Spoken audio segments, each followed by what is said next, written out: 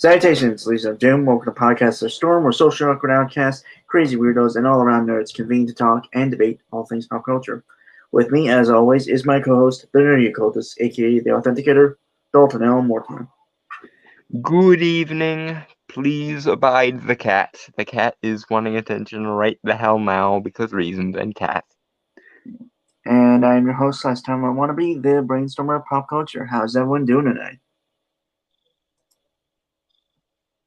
I am okay, and I think the cat is mostly okay because she's purring. You trying to knock the hat off your head? Again, yeah. Yeah. Yeah, so, well, we have three things to cover tonight. One is a thing we're going to probably be covering for a couple of episodes. Somebody wrote a dissertation of stupid. So, business as usual. Even more so than usual, though. It's what we usually cover, so. Mm-hmm. But yeah, we're only going to be covering three things tonight. We got something lined up for next week as well, so yeah, should be fun. Let's start.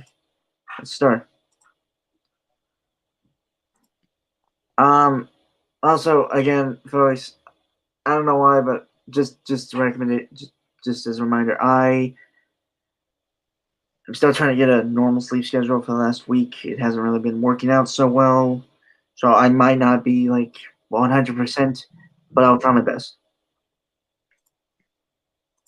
Mm-hmm. All right, so this is from rewritinglipley.medium.com. In plain sight, how white supremacy, misogyny, and hate targeted the Star Wars sequel trilogy and won. Hello, not white here, and not misogynistic at all. Yeah, I'm just gonna lay down these three minority cards that I have. Let's see, gay, yup. Physically disabled, yup, and religious minority, yup. So yeah, no, all of the no. For the record, again, like the reason why we are probably going to take a few weeks to cover this is apparently basically like an hour and so an hour 20 minutes or so, hour and 10 maybe, I don't know, but knowing us, it's going to take a while to get through this. So yeah, it's going to take, again, Yeah, and also knowing the sheer volume of stupid involved.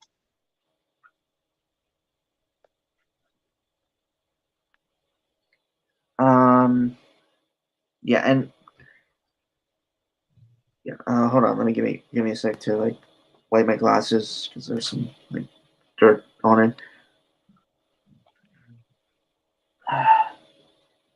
I get contacts, but I don't want to accidentally poke my eye out. Okay. Brainstormer, you're cutting out quite horribly. I don't know if it's just on my end or not. Can you hear me now? Yeah. Yeah. Hmm. I don't know if it was just my internet being buggy or if it was actually a problem with the stream. Okay. All right. Yeah. So let's. Okay. So it contains information about white supremacist group, racist hate, misogyny, anti-Semitism, and sexual assault, including quotes and inscriptions about rape, racial slurs, and violence against women. What?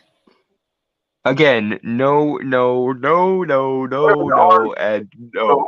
The article itself. So I don't know what they could be referencing, but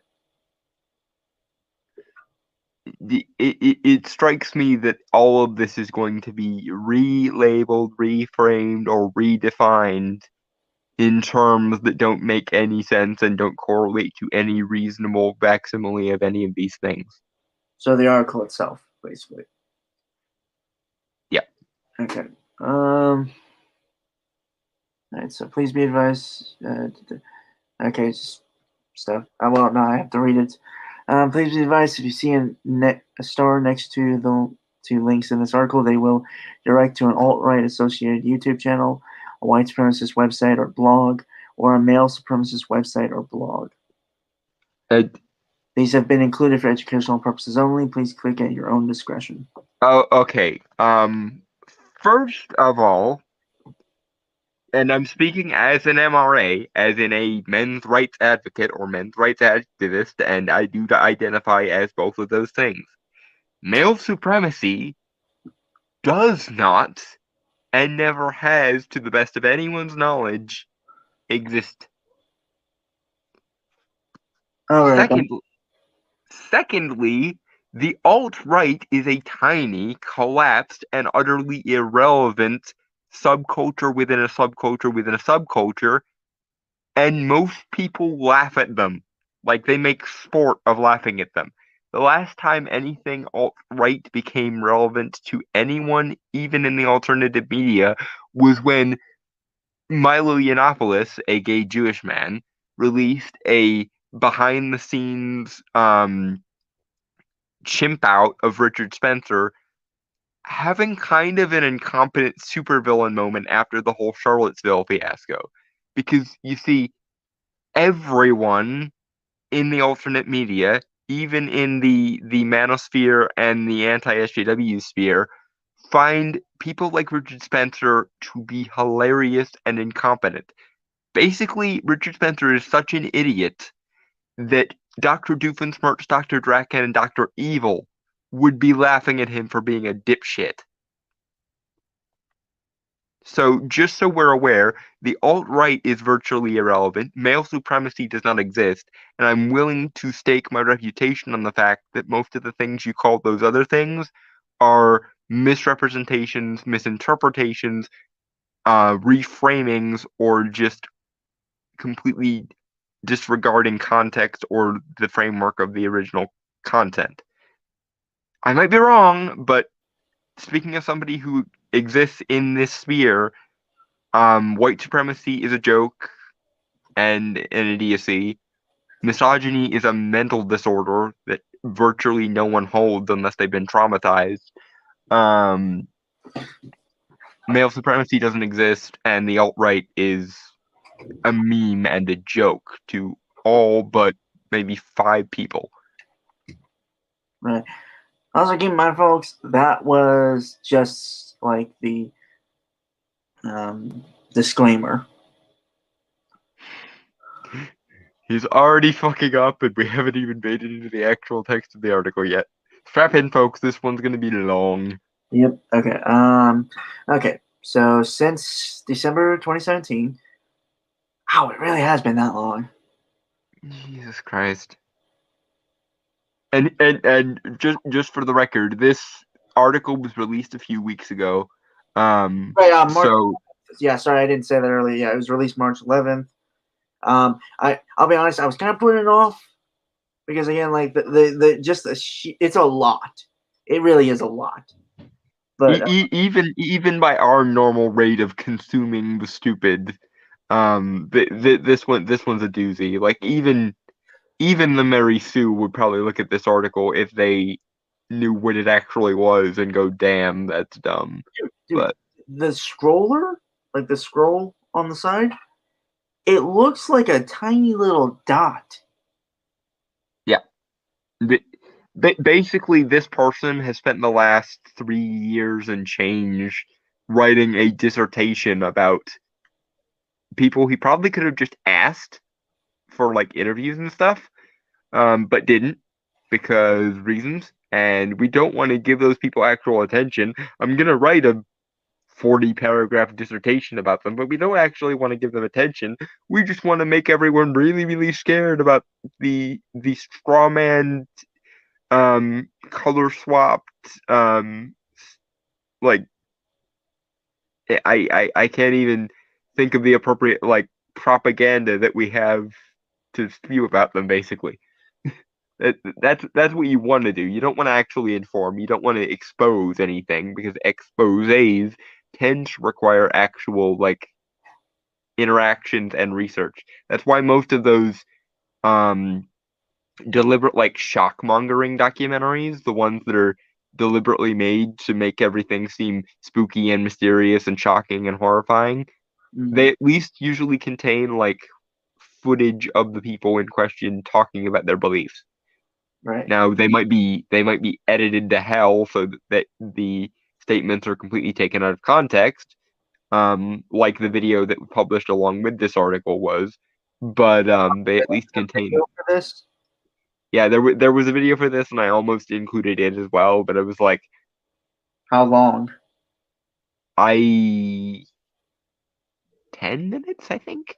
Oh, Um, but I couldn't find the video, and also it was like I'd rather just address the actual arguments in their most okay. um That's fine. That's fine. Okay. yeah. We haven't But even anyway, yeah, sentence. moving on. Okay. So December 2017, pop culture news has been overcrowded with the same narrative. Ryan Johnson's Star Wars Episode 8, The Last Jedi, has divided audiences. It's because audiences were divided by that movie. Yeah, I The did. critics weren't. The critics were entirely in agreement and in almost a universal consensus about the damn thing, but the actual people who enjoy Star Wars were very much conflicted on it at best. As just a movie going fan, like I'm talking objectively as just a guy who went to see the movie, right?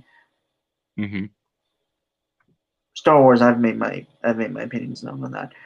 But just regular movie going, the movie made no fucking sense. It was just kind of a bad movie. Yeah. And as somebody who actually does care about sort of the mythical interpretations or the mythical implications of Star Wars, as in, your Joseph Campbell's, your old school serials, your homages to like um Arthurian legend and so on. That movie was basically engineered to be a deliberate middle finger to everything that makes Star Wars Star Wars. Mm-hmm. And that is the primary crux of the issue. Not it was different than we wanted it to be, um not it made plot choices that didn't make any sense or were confusing, not it took Star Wars in a direction we don't like, but it took Star Wars in a direction that seems literally counterproductive to everything Star Wars Again, has been, could be, and should be. again, we've made our. I don't want to like get sidetracked much with this article. Yeah. We shouldn't go too far into the ins and outs of why The Last Jedi was actually quite bad. Because I think we've But done. suffice it to say, everything that was wrong with that movie can basically be summed up in the scene where apparently the one thing that the Jedi and the Sith can agree on is burn the past and everything that was meaningful in it down to the ground. It's basically the thesis statement of that goddamn movie. Moving on. Yeah. Despite a 90% approval rating from critics' opinions really don't matter at this point, and an A cinema score, we can't stop talking about how The Last Jedi Jedi is a polarizing film that has allegedly alienated fans in mass and sent Disney's multi-billion-dollar juggernaut in an unsatisfactory direction. It has. Uh, You don't have to be a smug jackass about it. okay, here's your problem. You just committed a fundamental category error there. You were talking about the fans, which in pop culture terms can be referred to kind of as the grassroots, if you like. And then you attempted to counter the narrative, in air quotes, that fans didn't like The Last Jedi in large droves by citing the critical consensus. Here's the problem with that.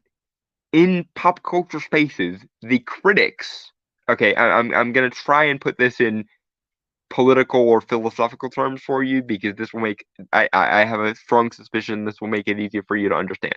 The fans of any given pop culture franchise, okay, are the grassroots. The critics are the academically endorsed elite of popular culture. So you can't refute it had a 90%. You can't refute this movie was divisive among the fans by citing the critical consensus. Why? Because the fans and the critics are in two separate boxes. They're in two separate categories. They don't overlap and they don't intersect. And that in and of itself is kind of the problem. The fact that we give critics this kind of ivory tower quasi intellectual status that separates them from the larger fan community in a lot of cases is the problem. It's the fact that the critics will get a for lack of a better word hard on over a movie because of its external implications and its metaphors and its symbolism rather than anything relating to the actual substance or content of the movie. And fans can point out the fact that despite whatever abstract implications it might have, the movie sucked on a qualitative and substantive level. That division is the very essence of the problem because critics live in a mindset by virtue of mostly how art schools function these days that the value of art is completely external to the art. The metaphors and the symbolism and the themes are more important than the actual content. Whereas fans in general tend to be more in the vein of the content it is what matters, metaphors and abstraction and symbolism be damned. And there's the disconnect. But you didn't even notice that, and you obliviously pwned yourself by trying to compare the fan reaction or countering the fan reaction with the critical reaction. Dumbass. Moving on. Unless Brainstormer momentarily left to do his. I'm back. I just, yeah, I went to grab a drink. Yeah, you might need it. You may really need it. I'm actually legally old enough to actually drink, and there is some beer, but I do not. Yeah, don't start the habit of drinking during our shows. I don't want you to become an alcoholic. Yeah, that actually is the biggest issue of dealing with the stupid. Yeah, that's again, folks. That is kind of why I don't drink, is because don't want to be an alcoholic because of the stupid. Yeah. I actually like to have good kidneys. Yeah, there's no earthly reason on this earth that I should outlive you, and I don't want to. So don't. I mean, I drink a lot of soda, so that might actually not be good for my kidneys either. So Yeah, I would advise stopping doing that. It's one of the best health decisions I ever made for myself is stopping drinking soda. But it seems to be one of your only vices as far as health problems go. So I'll just let you have it. Anyway, moving on. yeah, okay. Creatives involved with Star Wars projects have even commented on hate against the film. See, and once again, we have a failure of framing and a failure of definitions. Because in any normal context, when a creative person responds to criticism by labeling it erroneously as hate, we usually refer to that as the creative in question being an egotistical, thin-skinned bitch and not being able to appropriately deal with criticism. But in this context, because you set it within the right framework and you get to label things as hate because of what people were reacting to rather than the actual quality of their reaction, you just get to ad hominem basically everyone who meaningfully disagrees with you. And once again, I must point out that is philosophically untenable, intellectually dishonest, and in practical street terms, makes you a whiny little bitch.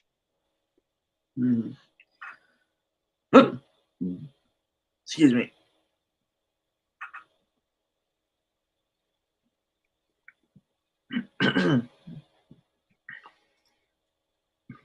Okay, for a second there, I thought I might have forgotten to unmute myself.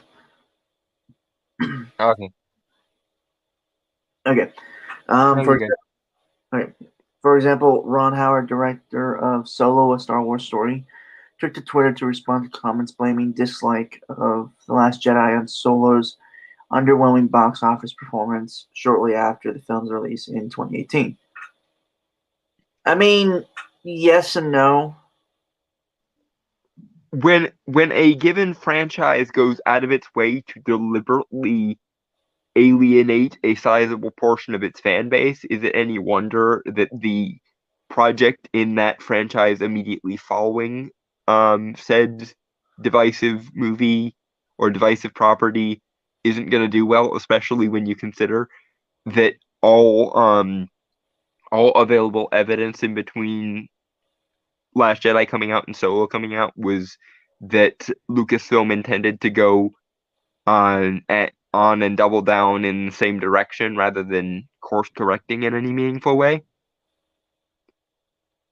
Not to mention you were screwing around with the backstory of one of the most favorite characters in Star Wars, which in and of itself it didn't predispose anyone very well to the movie. And Solo was originally going to be directed by the directing duo of Phil Lord and Chris Miller, who basically can turn anything they touch into fandom gold, and they were booted out because of some behind-the-scenes drama with them and Kathleen Kennedy, i.e., they went in a direction she didn't like, and she booted them. I and remember, given how L337 was kind of. Oh, hey, Bad City Stuff. Willie Nelson and Matt Modoc, attorneys at law.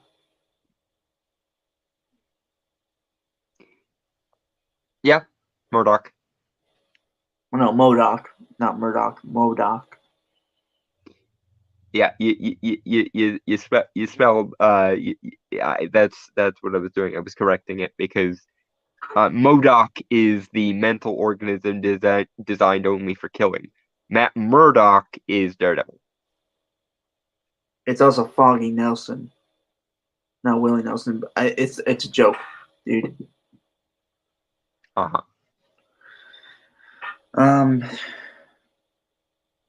Yeah. Fuck. What was I? Yeah. L337, the robot feminist thing from Solo. Yeah. Robot rights and all that, or droid rights. Which would be an interesting concept to explore, but not within the context of a feminist lens. Yeah. It's supposed to be based off Kathleen Kennedy. Like that is a rumor I had heard. I'm not sure if there's any real Yeah, I'm unsure of the veracity of that claim, but it would not surprise me. But Um, but yeah, like I said, like I didn't want to watch Solo because of the thing with Phil Lord and Chris Miller. yeah, because what happened there was Phil Lord and Chris Miller have an amazing amount of cachet amongst fans because apparently they can take any concept and just turn it into an enjoyable movie. Uh, They made the Lego movie work, for fuck's sake. Dude, Everyone in there. that was that's one of my favorite movies. Yeah, like again, may I? Because I'm kind of I say Yeah, sorry, go ahead. well, no, I just wanted to give like a quick list of their stuff, just to Yeah, show. go ahead. Yeah. Okay, so 21 and 22 Jump Street. Which were Uh, amazing. yeah. The Lego Movie, which I think was in between 21 and 22 Jump Street. Yeah. Yeah. Also, keep in mind that everyone and their mother, when the Lego movie was announced, were sure it was going to end up being a soulless, corporate, cynical cash grab. And they turned it into one of the most emotionally satisfying movies and most um, pleasing, like, nostalgia uh, riffs in, like, animation history. Yeah. Also, well, okay, they didn't direct it; they produced it. Spider-Man into the Spider-Verse. Which was also amazeballs. Yeah. It makes you wonder what they could have done if Disney hadn't burned their bridges with them and they maybe can you imagine a live action Phil Lord and Chris Miller directed Spider-Man movie in the MCU? Dude, I would so like if anyone ever makes a petition, I would so love. I'll sign it. Like I'll be the first one to sign it. I would love to see them do a Superman movie. Yeah, I honestly basically anything they want to do, they have my blessing because again they turned a movie that by all rights should have been a soulless corporate cynical cash grab into an emotional masterpiece about the beauty of nostalgia and the wonders of childhood. Also, creativity, while also it's actually a very nuanced film when you really think about it. Sit down and think about it. Yeah, it's one of those things of like in no sane universe should this work, but not only does it work, it went above and beyond into the realms of like art. And I will not How lie. much it worked. I will not lie. For several years, I legitimately thought it was a stop motion film. Yeah, which again to add the diamond inlay to the already golden exterior of that movie, it works so brilliantly on a technical level that I'm still kind of baffled they managed to do it at all. Yeah. Sorry. That's their stuff. Y'all think they could do a solo sequel as a Disney with Dave Filoni and Jon Favreau in creative control of it?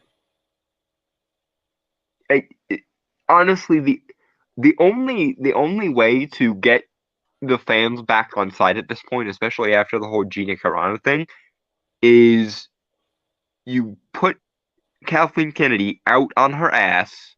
No failing upward, no unit shifting, no nothing. Just completely just out on her ass. You put Dave Filoni and Jon Favreau in charge of everything at Lucasfilm, and you beg Gina Carano to come back. That is basically the only way they're getting the fandom back on side at this point. Also, yeah, the whole solo thing. Not only like I won't lie, I do think for the majority audiences, Last Jedi um might have been a contributing factor on why they didn't go see Solo. Yep. But for myself, again, like one, I wasn't that interested in like what I had seen from the trailers, and again, like the Phil Lord and Chris Miller thing. Yeah.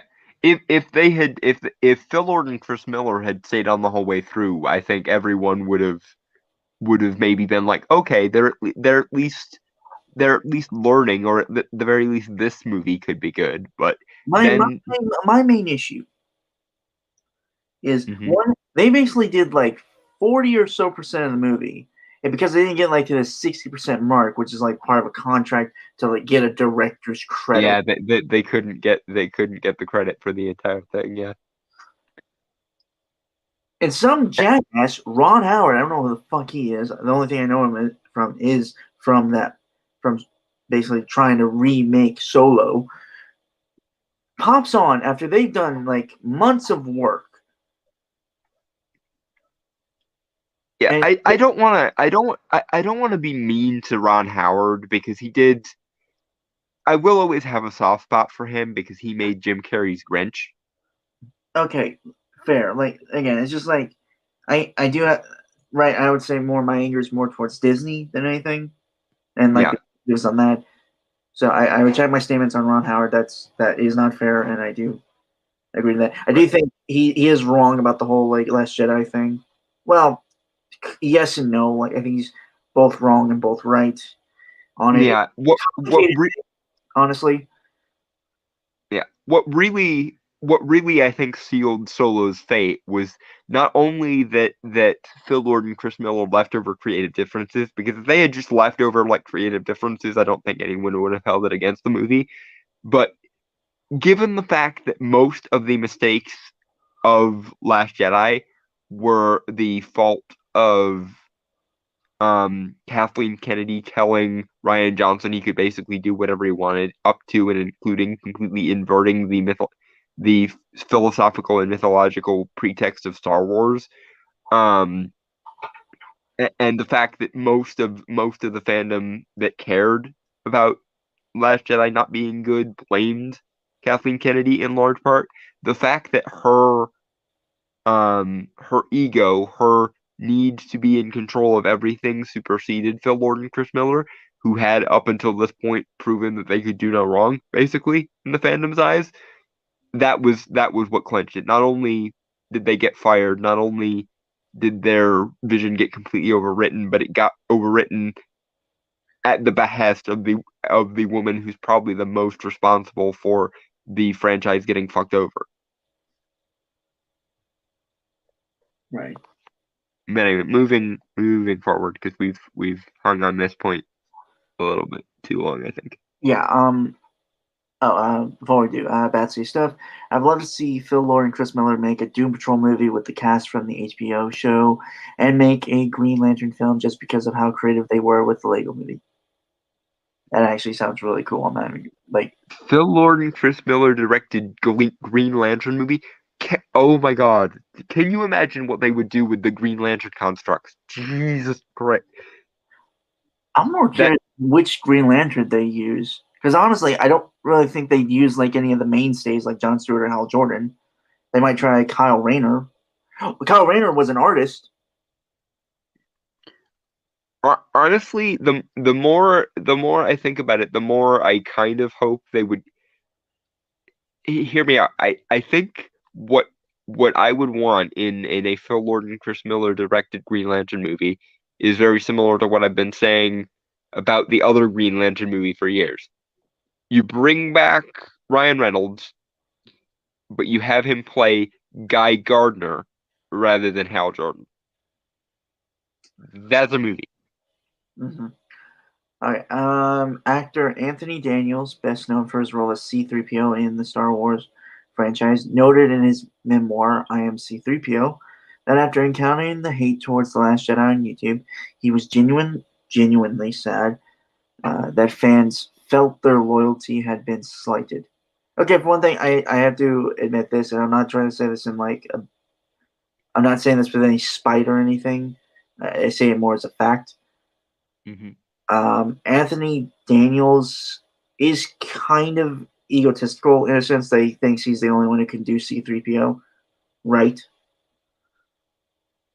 I'm not even gonna be mad at him for that. No, Because I just think like he's a little bit um he his head's a little too big for himself. It is which I mean, it is his iconic role, so I don't begrudge him a little bit, right? Especially because in that quote, it doesn't seem like he's on the writer of the article's side here. Reading through, because the way I interpreted that quote was he's sad that the fans were disappointed in what it was. Right. Not that not that he was like disappointed that the fandom is quote unquote hateful, but he's sad that the fans hated it because they were disappointed. Which is ironic to me because the author of this article is trying to use it as though, see guys, we have C3PO on our side. Don't you feel dumb now? But Okay. even in the quote you provided us, author of this article, it seems very much like he's kind of on our side, if anything. So Right. check. Okay. With that knowledge in hand, then I kind of retract my previous statement. Honestly. Okay. Um, and in the lead up to the release of the final film in the Skywalker saga, Star Wars Episode 9, Rise of Skywalker, director J. Abrams acknowledged the animosity towards the franchise's eighth installment by suggesting that fans didn't want to be told that what they love about Star Wars doesn't matter. He's not wrong. And I have my own personal issues with J.J. Abrams, but in this case, he's not wrong. yeah, and again, you're trying to frame this as though, see, the director of the other movies disavowed you too, but that's not a disavowal. That's actually him explaining how y'all fucked up. Is the thing. You're trying to frame it as though all the all the valid people agree with us. Don't you see that? Don't you feel silly now? You know, toxic fans, quote unquote. Yeah, no, we don't, because the two examples you provided are actually evidence to the contrary. It's C3PO going, I'm I'm sorry we didn't live up to what you wanted, fans, and then it's J.J. Abrams going, actually I can sort of understand why it got as much hate as it did because people don't like hearing that everything they love about a given franchise is the exact problem with the franchise. So yeah, you're trying to go for a disingenuous propaganda piece, sir, and you're failing at that because the evidence you're providing for it isn't even taken far enough out of context to make your argument work.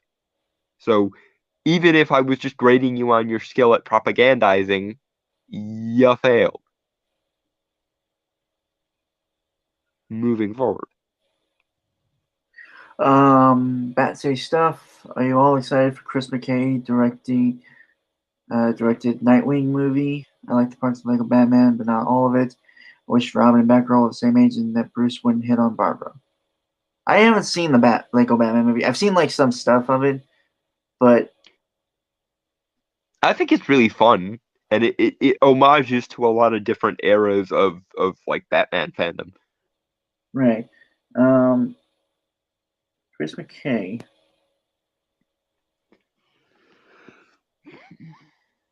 I didn't know a Nightwing movie was being made.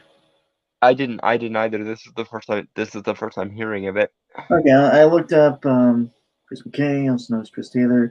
He's an American film and television director, writer, producer, editor, animator, and visual effects artist.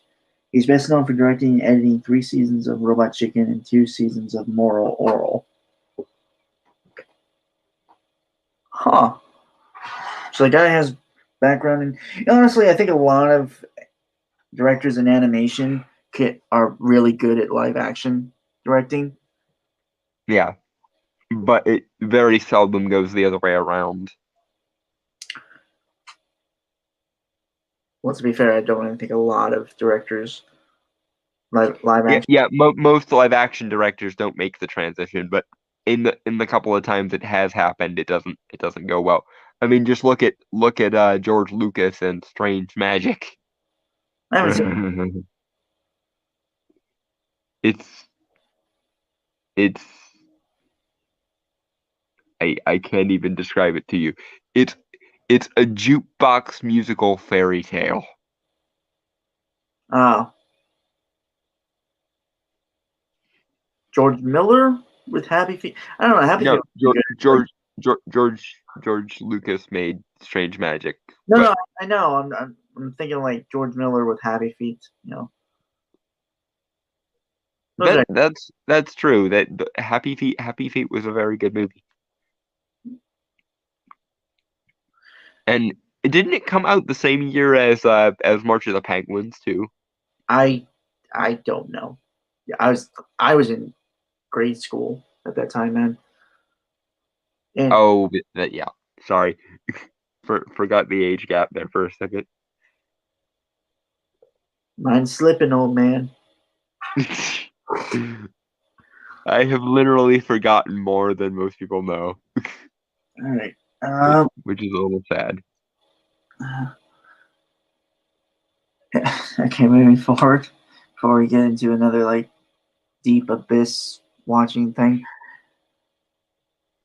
All right, the Star Wars episode 7, Force Awakens director that went on to release a film that, according to Time Magazine, feels as if Abrams read every critical tweet in Ryan Johnson's mentions from the last 2 years and answered each one scene by scene. Honestly, I'm gonna defend JJ as much as it pains me because the man is the grand poobah of passable disposable crap. Um, the main problem with Rise of Skywalker was that because of the massive subversion that was Ryan Johnson's Last Jedi, rather than having a full trilogy in which to set shit up, um, like he probably originally wanted to do, JJ had to take 2 movies worth of setup and cram them into one movie. Because originally it was probably pitched to JJ that he was gonna have the entire trilogy to himself. But then not only did Ryan Johnson take over, but he basically took everything that JJ was setting up in Force Awakens and went, nope, that doesn't matter because reasons. Um, and then when the fandom reaction was, what do you mean none of that mattered? We spent the last 2 years theorizing and fanboying and trying to connect this to EU stuff and or like New Direction stuff. When that was the fan reaction, um, and Disney went, holy crap, we tried to experiment and it backfired on us horribly. Save us, JJ. JJ went, well, good. I can at least pick up from where I left off. Oh wait, no, I can't because everything I set up was nuked from orbit. Um, um, um. I'll cram the second movie I was gonna make and the third movie into one movie, and maybe it'll work. Maybe. Yeah, that's basically the long and short of what happened. Because JJ can make reasonably passable, disposable movies out of just about anything. So what you had in Rise of Skywalker was 2 generic, disposable, passable movies thrown together into one movie because in between his first movie and his third movie, some asshole came along and put a death charge in the franchise. Moving on.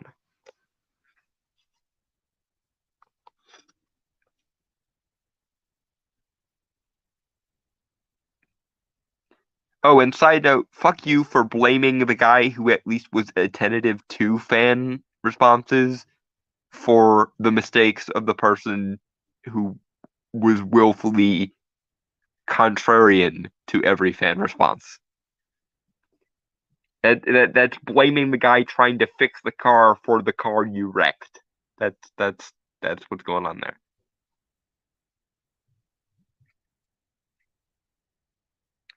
And I think Brainstormer left again. So hopefully he will be back. And StreamYard didn't completely fuck I'm everything back. up. Huzzah. Yeah, I was getting dinner. Ah. It's kind of the widest thing you could think of, actually. Hmm? It's like the widest thing for dinner you could think of. I I don't really know of any like. You know this.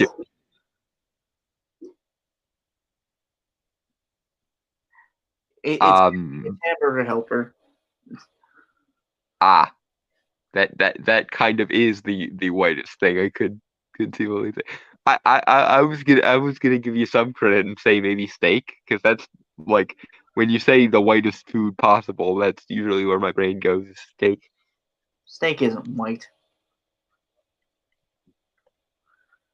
I mean, it kind of is, but never mind. Discussion for later. Chick-fil-A. I wish. It says bad say stuff. Okay. I hope. Sorry. No, it's fine. I hope the new X-Men franchise by Disney is not a movie series, but instead a Disney Plus series like Falcon and the Winter Soldier. I feel like the X-Men comics lend itself more to an episodic format. I agree with that. Honestly. I think if they're good, because okay, the thing with the X-Men and the Fantastic Four, um, given that both of those franchises have been done already by other major studios, I think they're gonna have to embrace the more weird elements of both franchises to differentiate, and also to kind of respond to what a lot of fans had problems with in the other ones. So just by virtue of like budget, it's probably gonna have to be a movie series because of how weird and cosmic and over the top they're gonna have to go to Yeah. make it work. Then again, granted, WandaVision was a series and that went pretty weird. Not as weird as it should have been, because fuck you, Evan Peter, for being basically irrelevant to anything. But Oh, it still went weird. all right. Okay.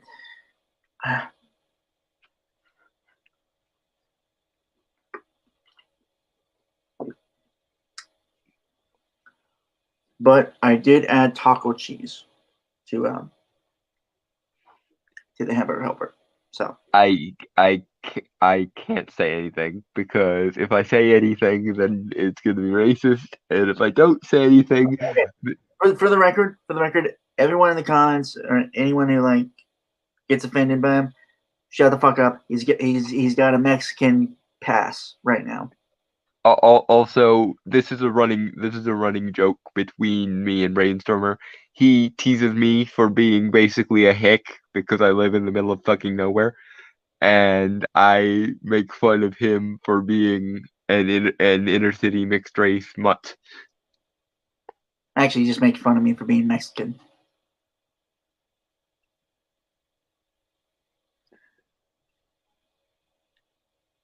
That's besides the point. He's got a pass. Mm-hmm. Um, Just like if Brainstormer wanted to make a bunch of gay jokes or a bunch of crippled jokes, he would have passes for that. And also, he does occasionally make fun of the fact that I'm basically made of glass. honestly, I just make fun of you being an intellectual hillbilly because that's more funnier to me. I don't know why. Anyway, where were we? However, even though the Rise of Skywalker uh, addressed fan, in air quotes, concerns, the Skywalker saga ended with a whimper. Honestly, I don't.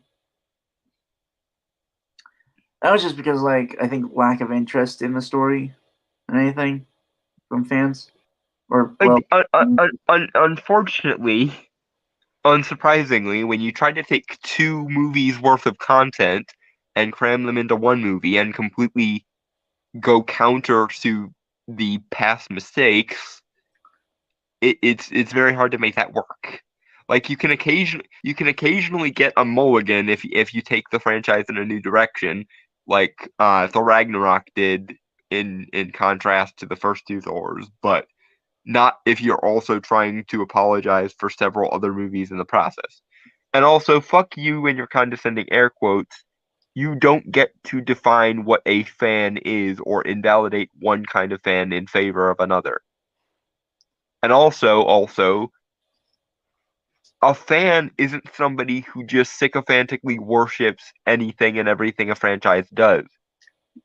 True fandom occasionally requires tough love, just like any other kind of love or passion for something.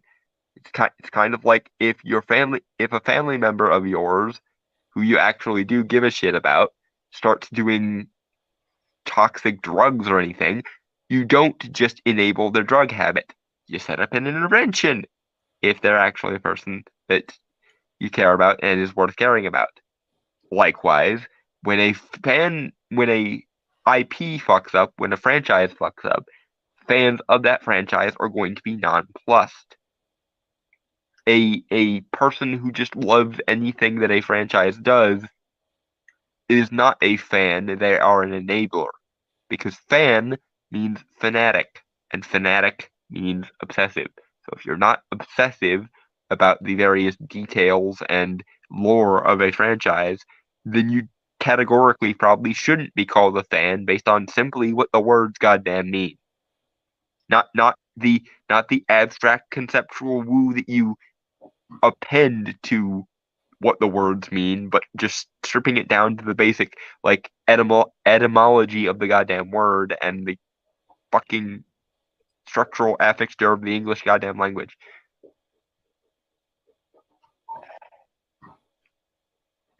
Moving on. Bad stuff. Holy crap! San Diego Comic-Con just announced they will be going back to in person this November. What the fuck are they thinking? I think they're thinking it's November, so let's give Brainstormer an awesome birthday present. There would never be a day where I have enough money to go to San Diego Comic-Con. I know. Honestly, I've been plotting and scheming for years to just get a bunch of my friends together and just all of us go. Would be how I would want to do it. But I don't think I'm ever gonna have that much money. It doesn't really. It's not really a place I would want to go anyway. Like it kind of stopped out being actually about comics and stuff. Yeah, that's the other reason why I would want to go with a massive group of my friends, because then at the very least, even if there's not much in the way of con to get excited about, we could all just hang. It'd be like the most nerdy equivalent of the Hangover movies, probably. Yeah. I prefer going to like the smaller cons, where like where it's literally just comics and stuff. I don't mind other pop culture kind of creeping in there, but when it becomes just about the other stuff, then it's annoying. No, that's what I mean. Like, well, also like smaller crowds and stuff because I don't really do big social gatherings or anything. But yeah. Again, it's a shame you and I don't live closer together, or we could go and be awkward together at cons. Yeah. Okay. However, I read that. It obtained the lowest critic score of any Star Wars franchise film on record at 51% and received a lukewarm reception from the general audience, with a cinema score of a B+. Again, you are engaging in a fundamental category error. The thing under discussion up until this point is the fan reaction, which again, in terms of popular culture, is basically the grassroots reaction. The critics are the pop culture equivalent of ivory tower elitists. That doesn't mean the fans and the critics never agree, and in fact, I think it's healthier, generally speaking, when the fan reaction and the critic reaction sort of are analogous to each other, because it's times like times like Last Jedi and times like Rise of Skywalker that do kind of highlight the problem. When the critics get so far up their own ass and so far up the ass of their framework and their ideology that they lose touch of what the audience at large considers to be quality, you get movies like Last Jedi that split the fan base and make the critics look like they're essentially huffing their own parts. And it goes to show you that on some level the over intellectualizing that critics do robs them of their basic humanity, because they, again, to put not to put too much of a fine point on it, but critics in this day and age are very much trained to look at things from a non-diegetic point of view at all times, and to find the quote unquote true value of a piece of art is not in what it is or what it contains, but in what it can be interpreted or what it can be abstracted into via metaphor and theme and abstraction and symbolism. And what fans tend to like is the diegetic stuff, the actual why do I care about these characters? Is this an interesting world? Do the things that happen in it end up being compelling in their own right and on their own terms? That's the difference.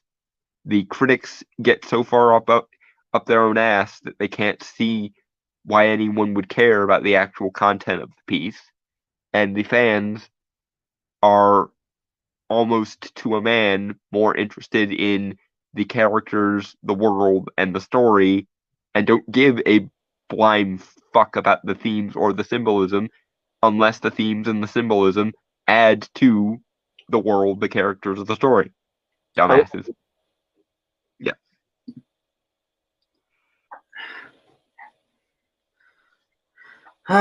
Okay, after its release, Disney and Lucasfilm seemingly turned away from the sequel trilogy to focus on new opportunities on Disney's recently launched streaming service, Disney Plus.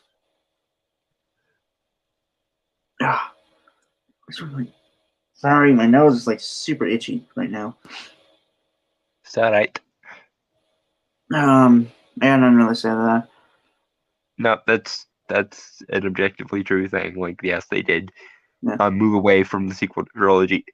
Although I would put a little bit of an asterisk here and say the reason they did so is because basically everyone disowned the sequel trilogy at that point, because the people who actually liked Rian Johnson's choices didn't like the covering of their own ass that Disney had to do to try and salvage what was left of the fan base, and the actual fan base still wouldn't trust Disney as far as they can throw them, at least not as far as Kathleen Kennedy is still involved, because she seems to be the root of the problem. Oh, God. The fuck's with me? It might be because it's spring and the pollen is starting to be a thing. I'm getting a little bit stuffy too as the days go by. Stuffy or anything. It's literally just itchy. I want to scratch my nose constantly. Yeah, that's annoying. Also, I don't have a pollen allergy. As far as I know, I don't have any allergies. So I don't think I have a pollen allergy either, but it does. My nose does tend to get a little stuffy as the pollen season rolls around. Ah. Okay, that's a stuff. Somebody should open a restaurant called Gay Chicken Fil-A just to mess with Chick-fil-A. As an LGBTQ plus man, I think it would be a great idea. Honestly, I'm mostly indifferent to Chick-fil-A because there aren't any around my area anyway. So Oh, there's one. I think there's like at least two. Well, no, I don't know. There's only one I know about. I don't eat there. I don't eat there often. Only when my uncle and I go to like see movies or something, like we want to get dinner after a movie. I mean, from all of what I've heard, Chick-fil-A is very tasty, and I Oh do and I do like chicken quite a lot. Like you could almost call me a fried chicken connoisseur because I can almost I I'm pretty certain that I can tell the difference between like all the various different franchises of um fast food just based on their chicken. I will say this: I think Chick Fil A is better than KFC. That almost makes me want to go and try them, but Well, to be fair, I don't really like Chick Fil A, KFC that much, so I yeah, might be biased. yeah. Um, Um, Also, you liking chicken that really you're really sticking to your role, huh? what role to which are you referring this time? Hillbilly.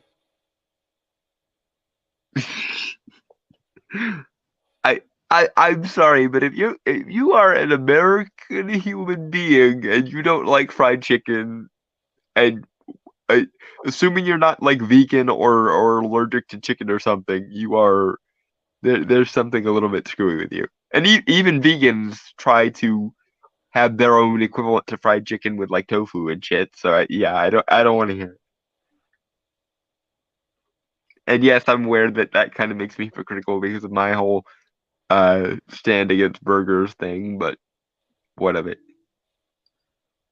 Yeah. Um. Oh, God damn it.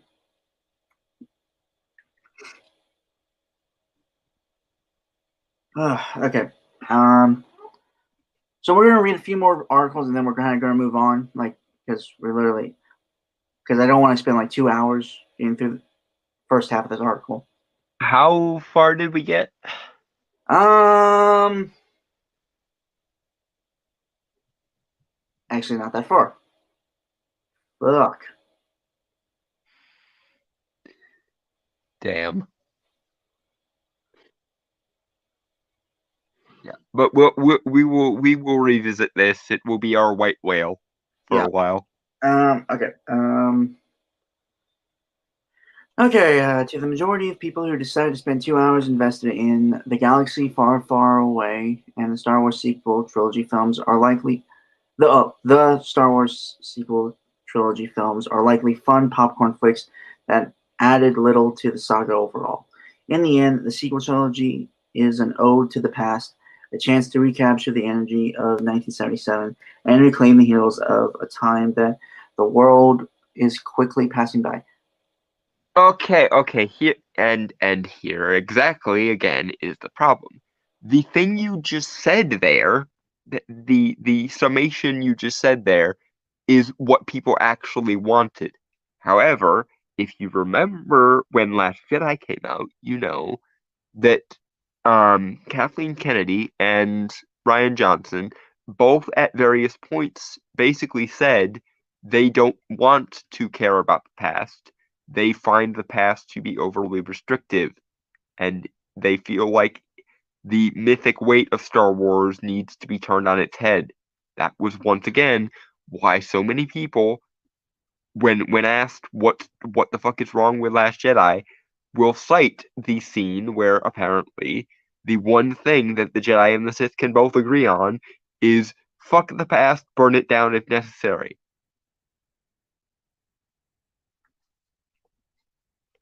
And also the throne room scene where the new villain, the new basically equivalent of the Emperor, that had been built up so much in the previous movie, got basically one-shotted in the middle of his own throne room by accident and never became relevant again. Ugh, It it's basically the Ralph Boner thing from WandaVision, but on a cinematic scale. And no, I'm not letting it go. I don't really care. Um. Oh God. What? Sorry, my nose. It's still itchy. Just I can scratch it. The worst thing to happen is like you can't scratch your nose. Yeah, they are a pain in the ass to scratch. You can't really get purchase on the damn thing. Mm.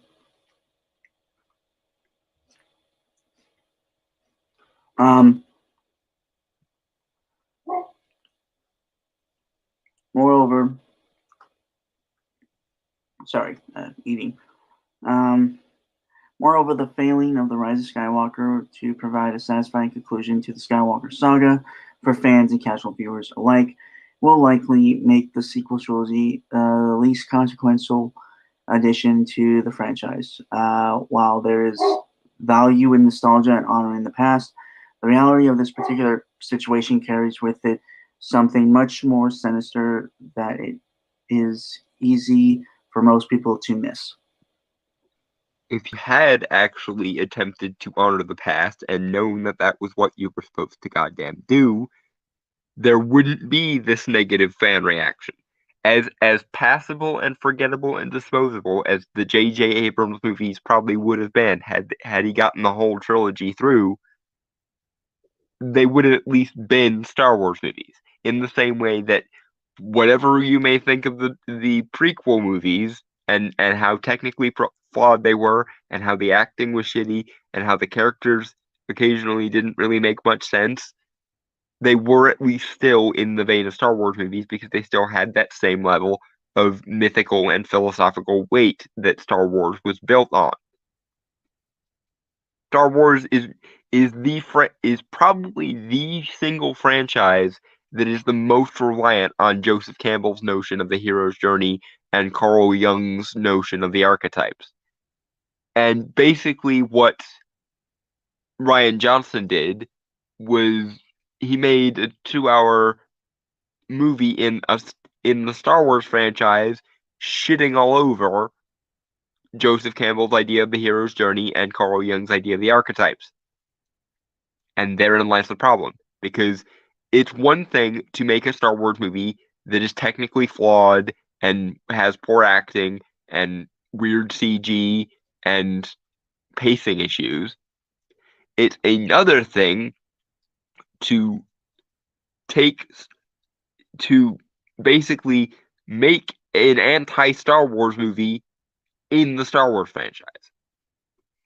Whatever you may think of the prequel movies, they at least were thematically, philosophically, and mythologically consistent with the oeuvre of Star Wars, whereas the prequel or the sequel trilogy completely shat all over any notion of coherency within those themes or that mythology or that philosophy. And therein lies the problem. The prequels were at least recognizable as Star Wars movies. The sequel ones were deliberately unrecognizable as Star Wars movies for the most part. And it probably would have been a little better had Rian Johnson not gotten to drop his death charge in the middle of the stream with Last Jedi. If they had just let JJ have it the whole way through, they would have been disposable and forgettable, but they would have at least been recognizable as Star Wars movies. But instead, they fucked the middle so hard that JJ had to come back, and because Rian Johnson had undone everything he did, he had to spend another movie's worth of material redoing everything he would have done anyway.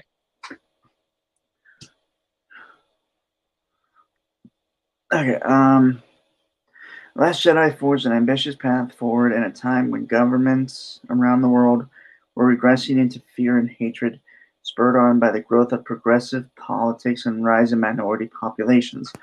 Johnson took a beloved cornerstone of Western culture and turned it on its head, much like Star Wars creator George Lucas had done with the franchise's prequel trilogy.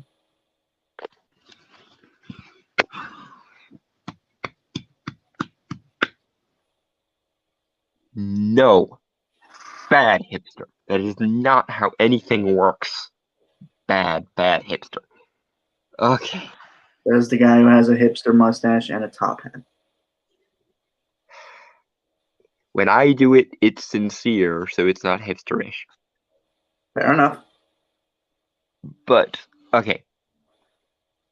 Firstly, as I just got through explaining, the thing that differentiates the prequel trilogy from the sequel trilogy is the sequel trilogy deliberately inverts all of the philosophical, mythological, and thematic meaning of Star Wars, whereas the prequel movies were technically inept on just about every level you can imagine, but were at least in that same vein. Okay? Secondly, the reactions to progressives, and I use that term as loosely and as ironically as I possibly could mean it, had nothing to do with racism or rising minority populations.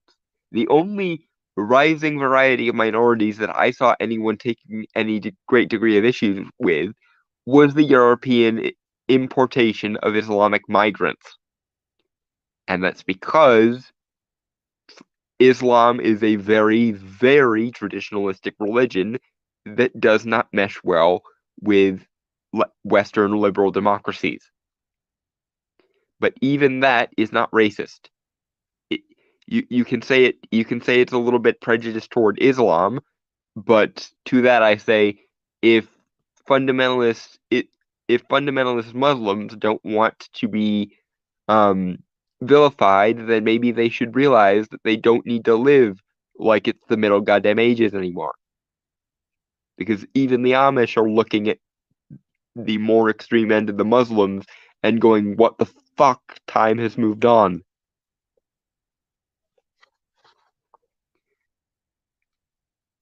And as for your characterization of the reaction to those progressives, as I don't even remember how he described the reaction.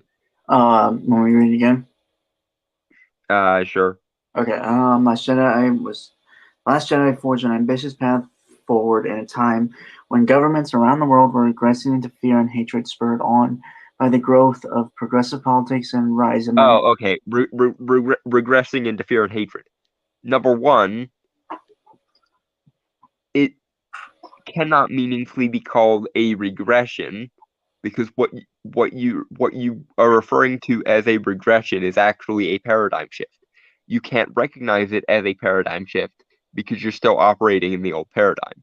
To you, any pushback against what you define as progressive must therefore be conservative or traditionalistic, and therefore it's a regression. right. But Sorry. Please finish. yeah, in actuality, what happened was a rise in things like decentralization, libertarianism with a lowercase l, and populism, which is outside of that dichotomy. It's neither traditionalistic nor subversive, aka progressive. It's just individualistically leaving everyone the fuck alone to their own devices and leaving open the possibility of freedom of expression. God damn it. Yeah. Mm. Moving on. No, I had something.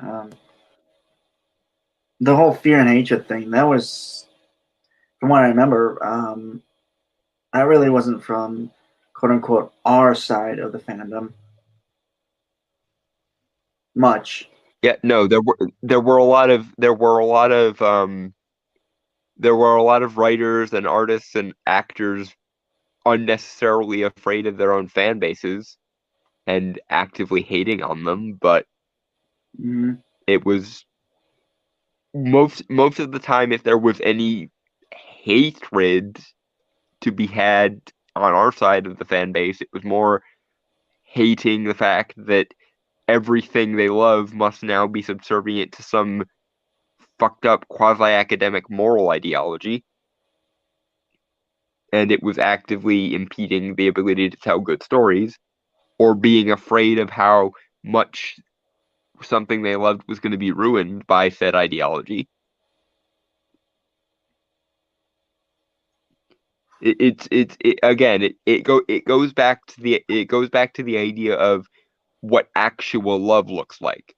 When you see something or someone you love going down a direction you think is dangerous or harmful to them, you might be afraid or you might be angry at them, because in the same way that if a person you loved, was trying to commit suicide, you would be very sad and would be like, I don't want to see bad things happen to you. Please don't do it.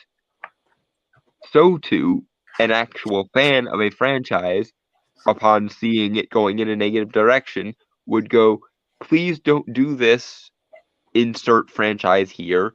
We love you and we want you to stay the same, or at least in the same vein as you always have been. Because what we love about you is what you are, not what you could be in some fucked up quasi-utopian dystopia. Moving on.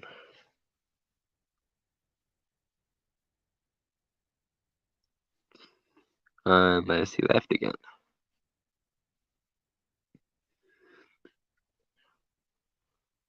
Oh boy.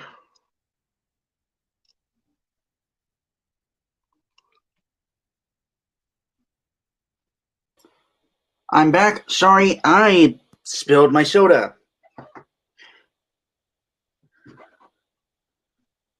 And it's kind of a big mess. Some of it got on my computer. Well, Oh dear. not on my computer, just kind of under my keyboard.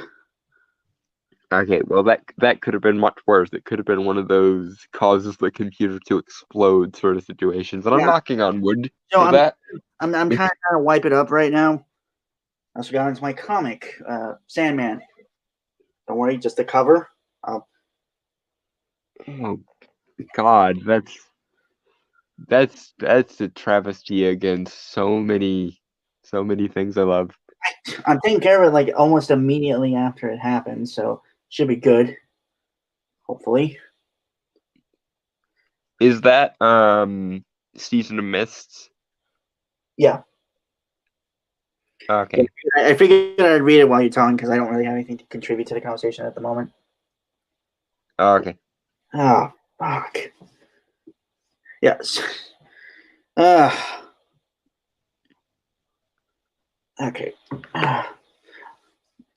Like, if you guys play this back, I'm sure you'll hear the moment where I accidentally dropped the can. Oh no. Yeah, that's bad. Yeah. I just gotta get a mop.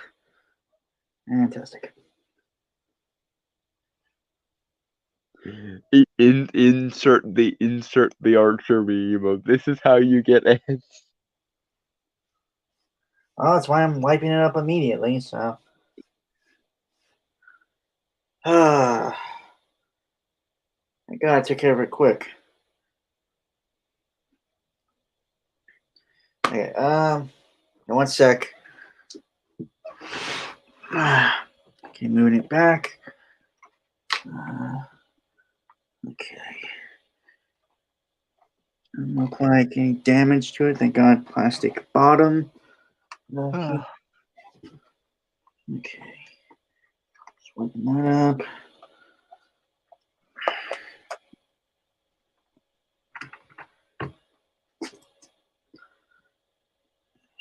Okay, I'll wait a little bit and then I gotta disappear, grab a mop. Okay. Well, I'm sure there's enough for me to fill the dead air with. Okay, all right. In the film, Johnson questions the belief and principles of the saga's legendary heroes and lore. Also, other media has done that as well. Better, I might add. Okay, the journey of each character is defined by a failure that could have been avoided if characters from different races, genders, and age groups simply communicated with one another. In one scene, he sends iconography of the past up in flames, only to imply that the parts worth saving would be passed on to the next generation. Okay, no, that was done in a throwaway line and was not part of the thematic nature of the movie. That's the problem. And he didn't question or satirize or make self-aware any of these parts. He took everything deadly dramatically seriously. He just inverted everything. Inverting is not questioning. Some inversion or some subversion can be useful to contrast or to underline a point. But if your entire point is to invert the thematic, mythological, and philosophical nature of the thing you're talking about, it becomes starkly obvious that you're not interested in the franchise as it is. You're only interested in essentially cynically shitting all over it and saying, see, this is why Star Wars is dumb. And again, it's perfectly epitomized in the notion that apparently the one thing in all the universe, the Sith and the Jedi, these two spiritual factions who have waged millennia-long wars, multiple of them in the past of the Star Wars universe.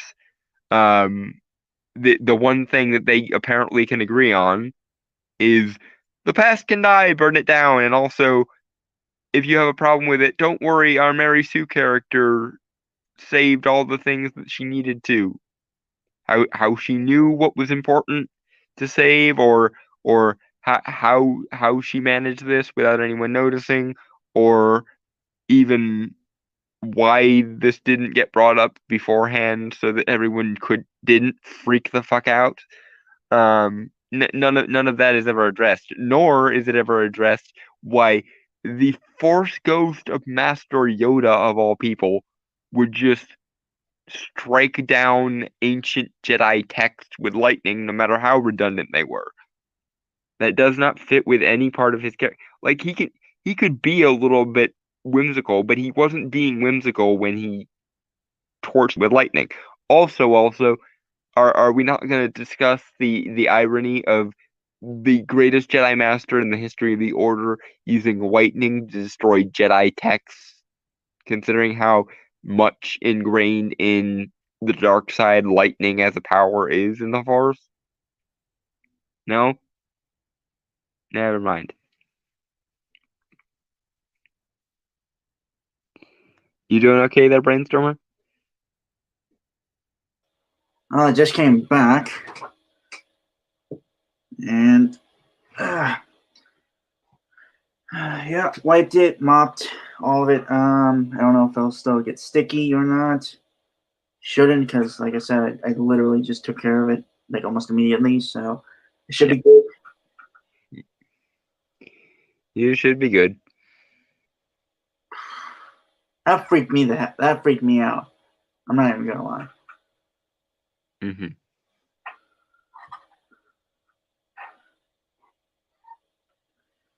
And I'm going to just sit this on my pull-out desk thing that I usually put my keyboard on. I'm talking about my can. So it's not near anything I could spill it. What if I do spill it again? It's just going to land on my lap. So. Well, hopefully you don't have to deal with that, because that can be even more embarrassing. Because when things spill on your lap, it looks like you pee yourself, even if you don't. Oh shit! What? No, I'll take care of it in a sec. I just gotta wipe up, clean the cover for Sandman. Yes, do. It's hardback. Don't worry. Wait, no, it's not. Never mind. I was gonna say I've never seen hardback individual volumes for Sandman.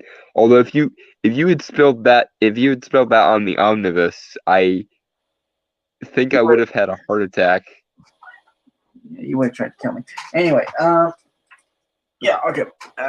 In the film, this next generation includes women whose strength and resourcefulness are attributed to her lived experiences, not a power from her lineage. Because it's not like we ever had independent women in the Star Wars franchise before. Derp. Oh wait, no. Yes, we did. Princess Leia was basically a female icon for literal decades. Oh, Mon Mothma, Extended Universe, Mara Jade.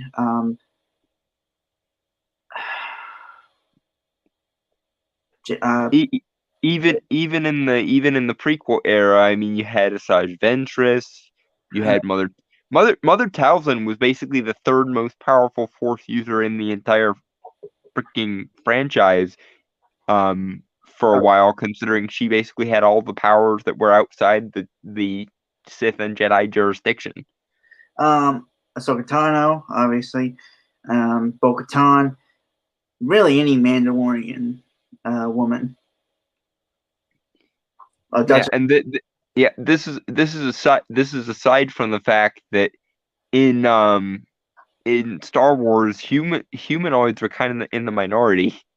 Like it's all well and good to project all this diversity woo onto things, but in a universe where regular humanoids exist around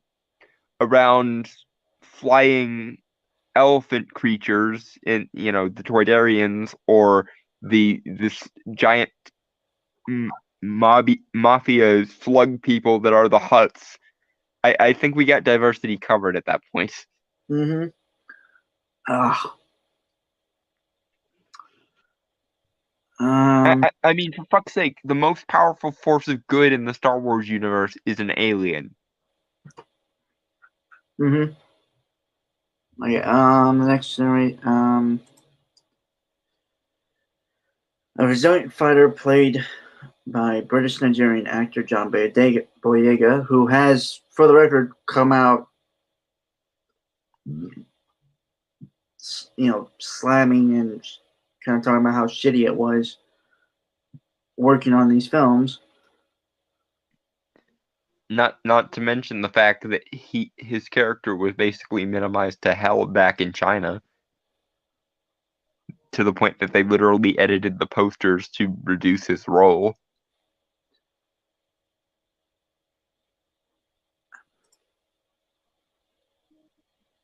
Yeah, I'm worried the racist.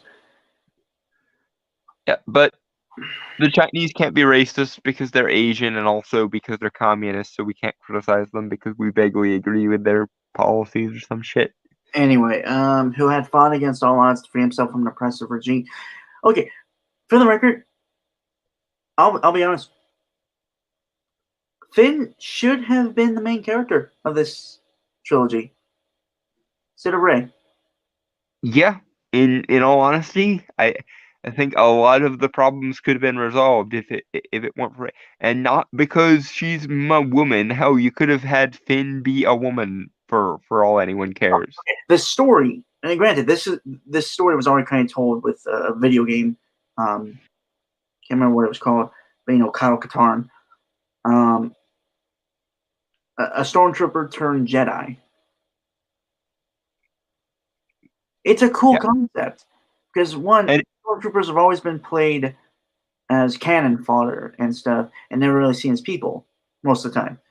There are stories where they've done that, sure, but yeah, especially in the Clone Wars TV series. No, those were clone troopers. I was talking about stormtroopers.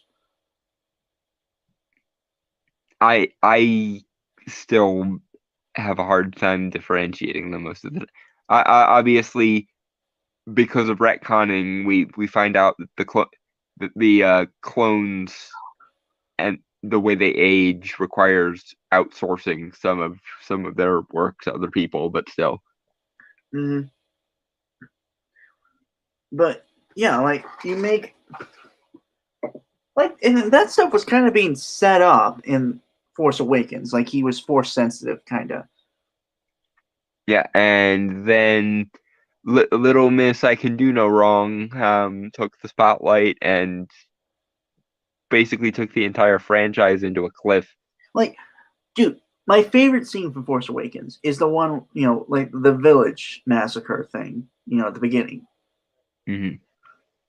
Like, it's so good on its own. Like, I want to see Yeah. that movie, honestly. Like, the thing that happens after that scene, like a movie that follows that story. Yep. And honestly, it probably could have given Captain Phasma, who is a woman, more of an impactful role if we made it Finn's story. You want to talk about wasted potential? Yep. Captain motherfucking Phasma, played by, actually, let me look up her name because I love the actress, but I can't. Her name always escapes me.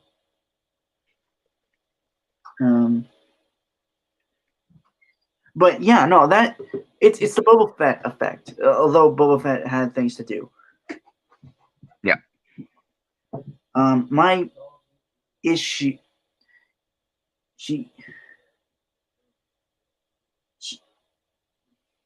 looked cool, and she was kind of in, a lot of the advertisement and stuff.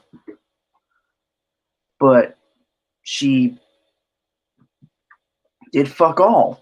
Yeah, she basically didn't matter at all. It was like, I'm in the movie, and now I'm not in the movie anymore.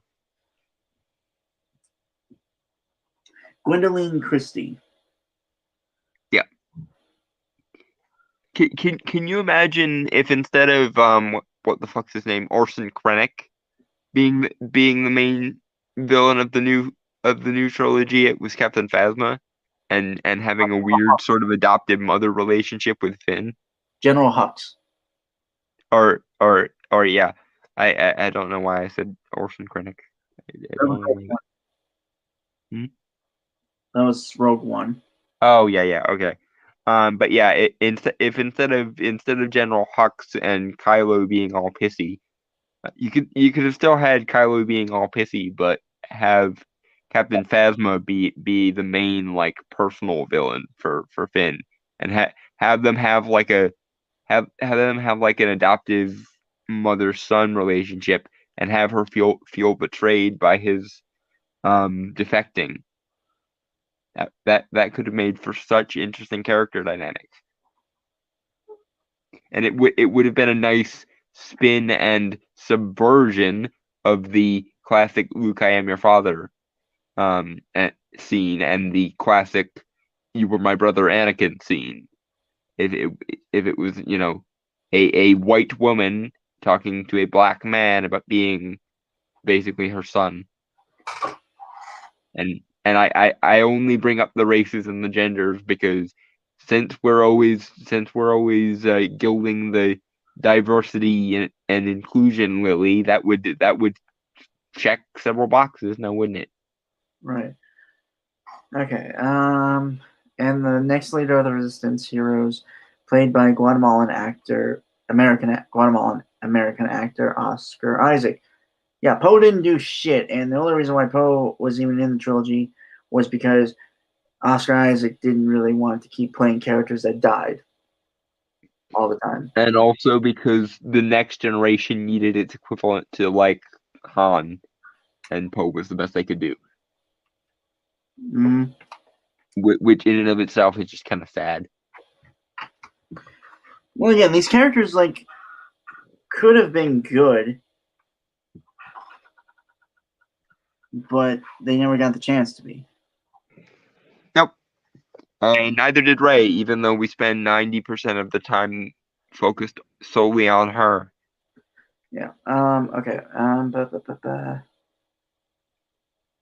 Okay. After like the next 3 paragraphs, we are going to cut it and like move on. Okay.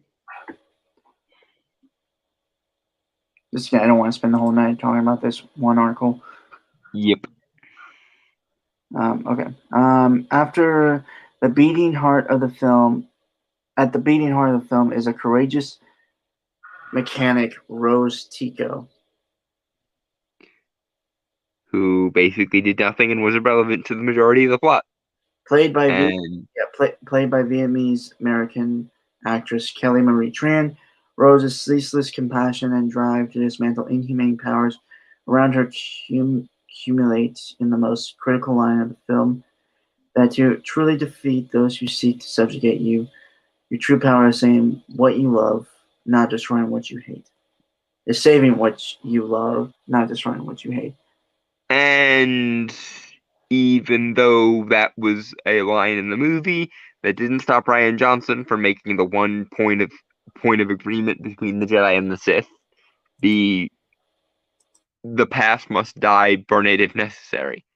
And also that character who you define as the beating heart of the movie is contained and confined to a subplot that basically amounts to sweet fuck all. And also, you made an actress who is by her nature aesthetically pleasing, deliberately aesthetically unpleasing on purpose.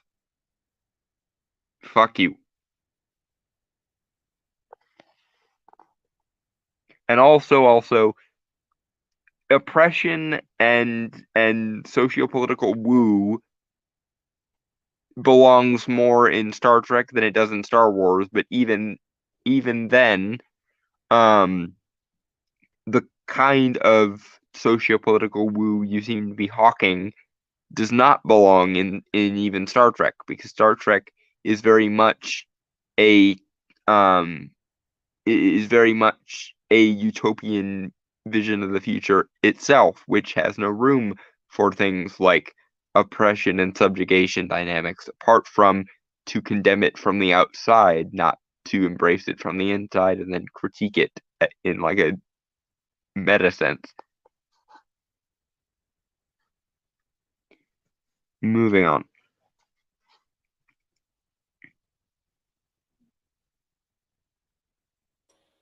Right. Okay. One sec. One sec. All right. These themes and characterizations make The Last Jedi a film that dares to move culture into a more diverse and hopeful future. And in response, the film has been faced with an organized hate campaign against it. Okay, because it it attempts to create a more diverse and hopeful future in the real world by taking an optimistic mythological franchise that has inspired generations and making it dour, grim, cynical, nihilistic, and frankly just plain non-mythical. That therein lies your problem.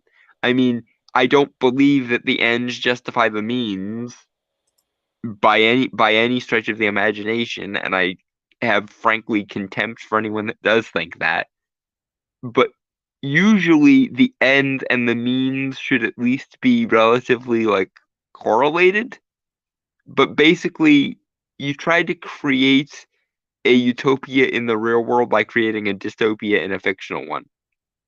Even assuming there's some kind of correlation there, you went and flat out contradicted yourself. If you are actually trying to create a perfect ideal world in our world, then try convincing people to engage in it by portraying an optimistic ideal world in fiction to kind of show us what you're shooting for.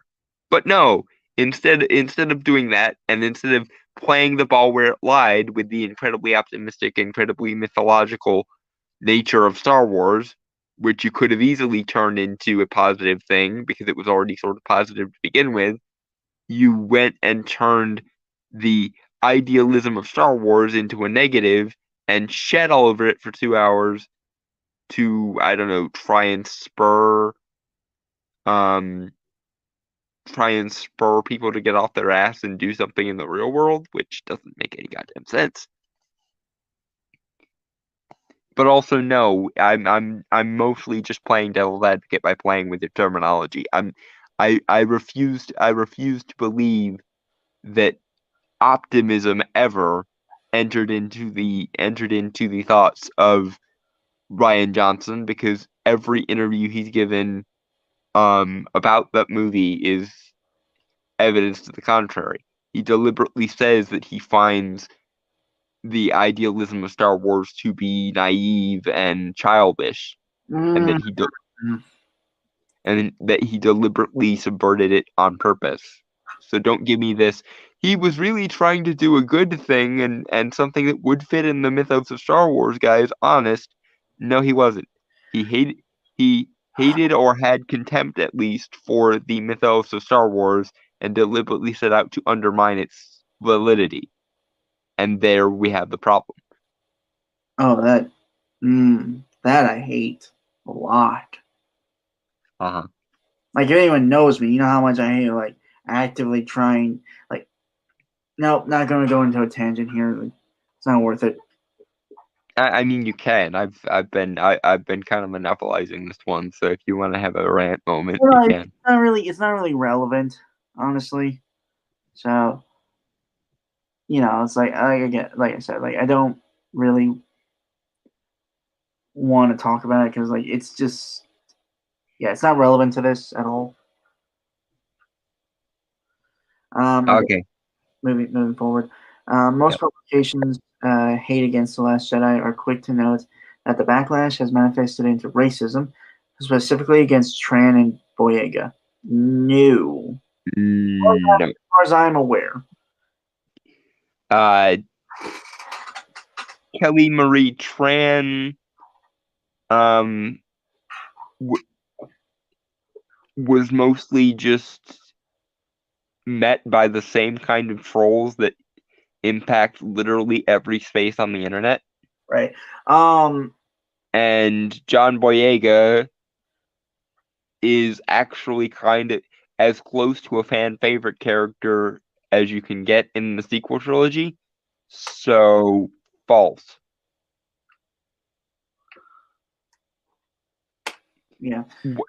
The only thing I saw in relation to Kelly Marie Tran that could be qualified as like trolling above the normal level of trolling was people remarking about how much Disney fucked her over by taking a woman who was very conventionally attractive and deliberately obscuring, de-emphasizing, or subverting that attraction for some reason.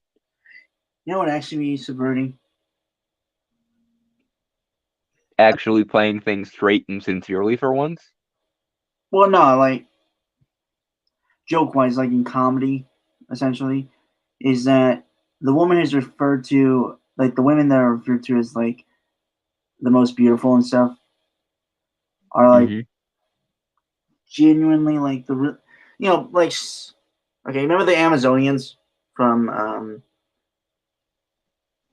from Futurama?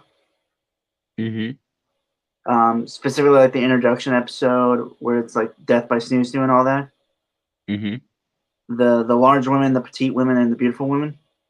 Yeah. God, that is one of the best, funniest things from Futurama ever. Mm-hmm. Like in my opinion. But basically,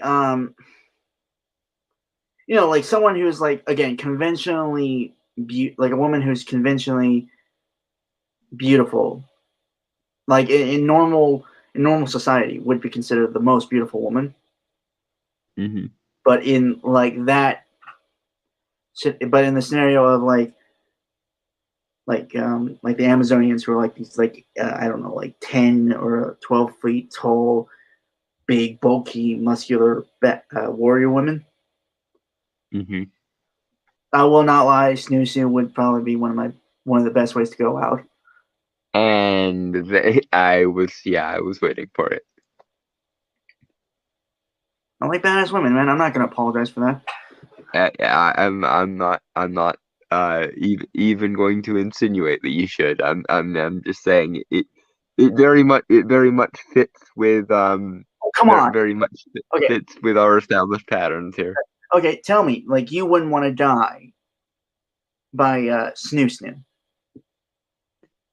I cannot, in all honesty, say that I wouldn't.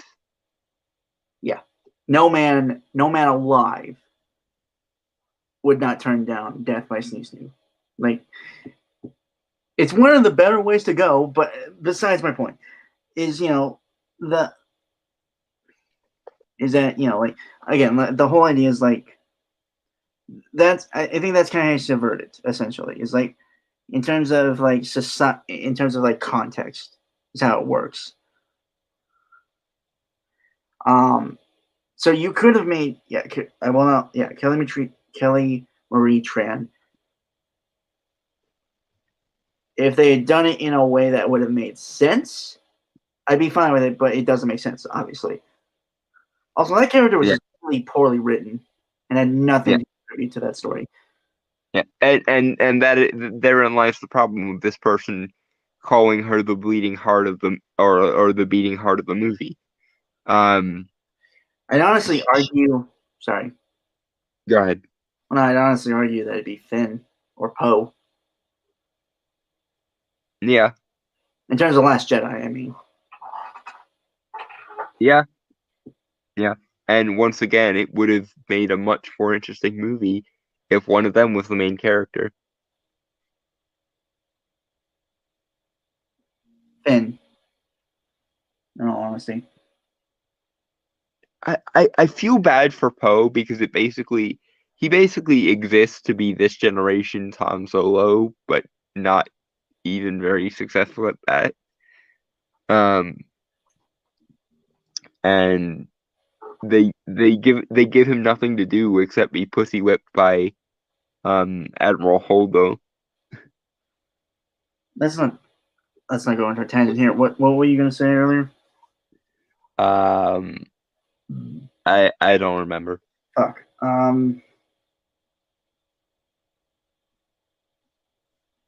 Contributed nothing to the movie. Was Oh yeah, she was basically restrained to what amounted to an overglorified subplot. mhm. Yeah, moving forward. Yeah, that's pretty much it. Okay. Esquire has arguably gone the farthest in its critique against the Last Jedi hate, attributing the worst of negativity to neckbeards, a belittling term for terminally online men who hold misogynistic views. There are a lot of women that we know that have been very critical of the Last Jedi. Not in recent years, mind you, not in like last year or so, because to be honest, it just doesn't really matter at this point. Yeah. What do you say to women who hold the same views as the men you're talking about? And also, just for the record, once again, because of the nature of human evolutionary psychology, misogyny is basically brain damage. A person who expresses what could be meaningfully called misogyny is literally goddamn brain damaged, either neurologically or actually physically. Because human beings, by their very nature, attach themselves at an early age to their mother figures because mothers are the primary caretakers of children.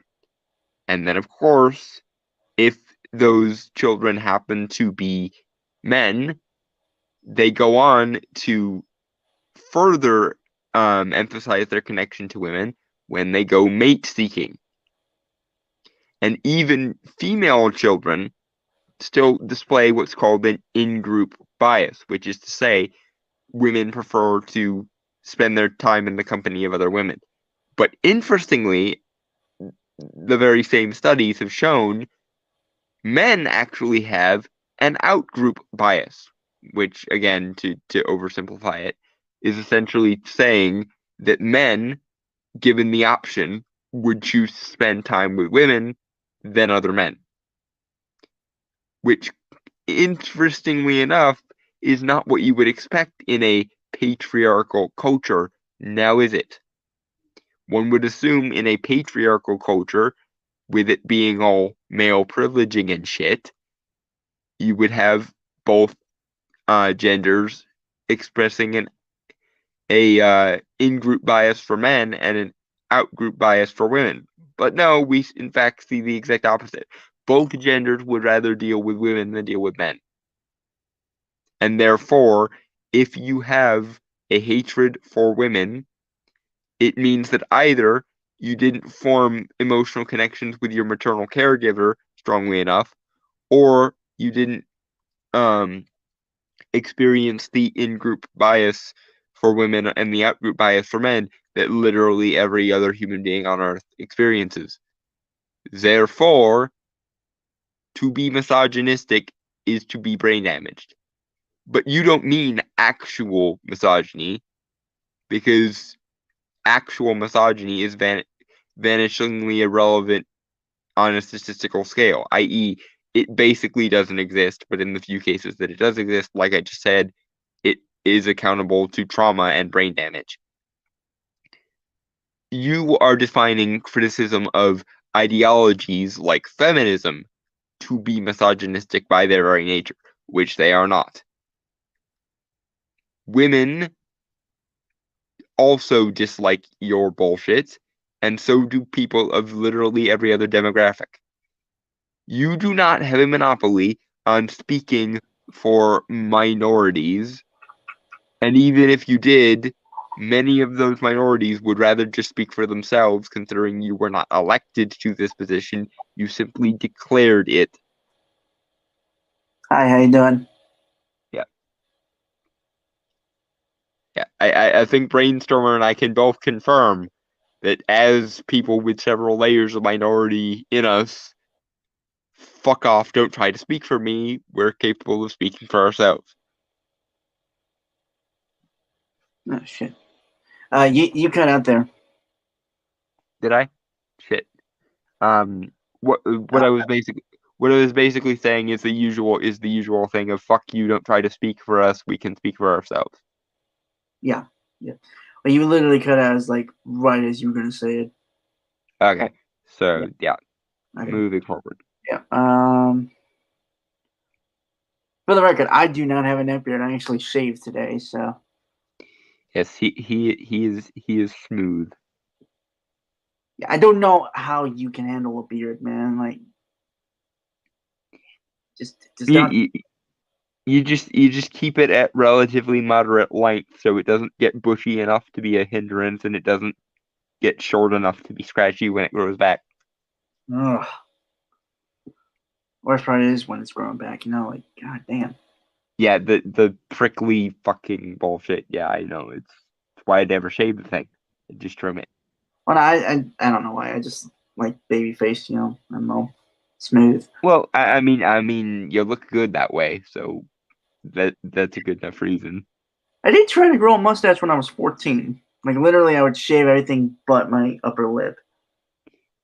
Did not Yeah, work. I remember the second I was like 13 or 12 and I got peach fuzz on my lip, I knew I wanted to have a handlebar mustache someday. And I eventually got it. Bitches. Okay, yeah. Moving forward. Okay, yeah. Two more paragraphs. However, it is not enough to call these people fans, simply pushing back against Last Jedi's themes of diversity or change. Yeah, those aren't the themes at all, Yeah. or The at least themes not the in the themes plot you're trying to make them to be. Yeah, the themes involved absurdism, nihilism, and willful subversion of everything contained within the hero's journey archetype, or just Carl Jung's theory of the archetypes in general. Wait, okay, But for the record, I'm sorry, don't uh, yeah, I not just not. Go ahead. I feel like it has to be brought up that we're not exactly advocating for the quote unquote annihilation of subversion because subversion can work when it's done right. It's just with the Last Yeah, Jedi, it wasn't done right at it all. it yeah it's the difference between subverting because it would be interesting and subverting because you think it's a moral good, and that's that's the difference. It's one thing to say it would be interesting if we played around with this archetype a little bit and made it turn on itself a little bit. Hello. It's it yeah, it's another thing entirely to say everything that is traditional in any meaningful way is bad and therefore we need to get rid of it for the greater good, the greater good, the greater good, yada yada yada. That is where the line is. And Ryan Johnson, again, in just about every interview he gave on this subject, was very much in category 2 there. He was very much in the I think Star Wars sucks and I want to make anti-Star Wars. Why he didn't just choose to make his own goddamn movie that could be anti-Star Wars from the ground up, rather than jamming anti-Star Wars in a Star Wars franchise, I will never know, but whatever.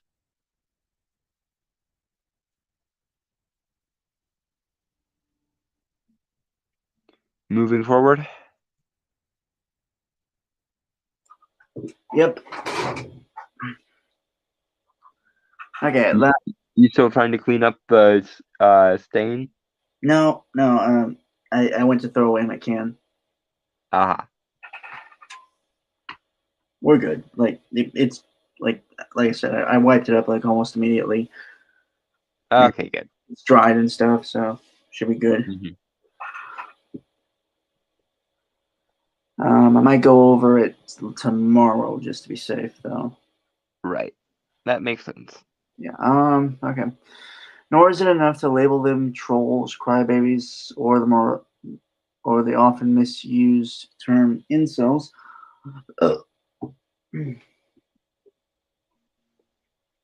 The fact that you would even try to institute those terms to begin with is kind of part of the problem. Because rather than actually address their arguments, you are assuming you know what goes on in their head better than they do, i.e., by relabeling the actual argument they give as misogyny or hatred, or you're trying to invalidate them by using a bunch of power words that you know people have a negative visceral reaction to. Don? Yep.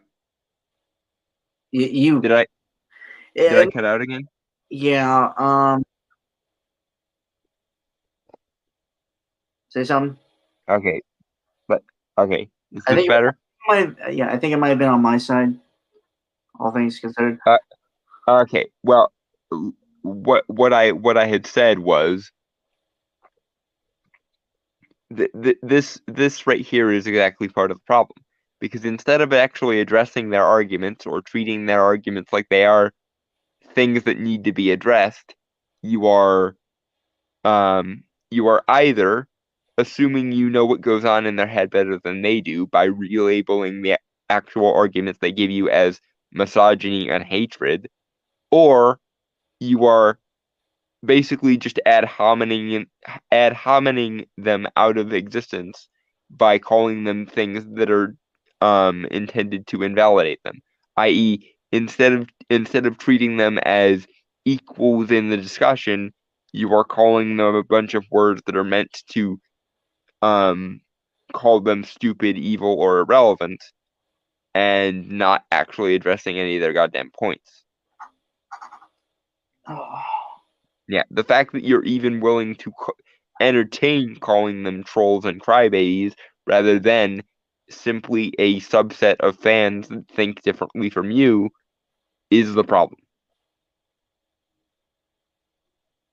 Moving on. Mm-hmm. We need to talk about the fact that almost 40% of negative YouTube videos mentioning Last Jedi are from radical right-wing and or alt-right accounts. Um, No, they're not. the alt-right isn't large enough to constitute 40% of the content related to Star Wars Last Jedi hate.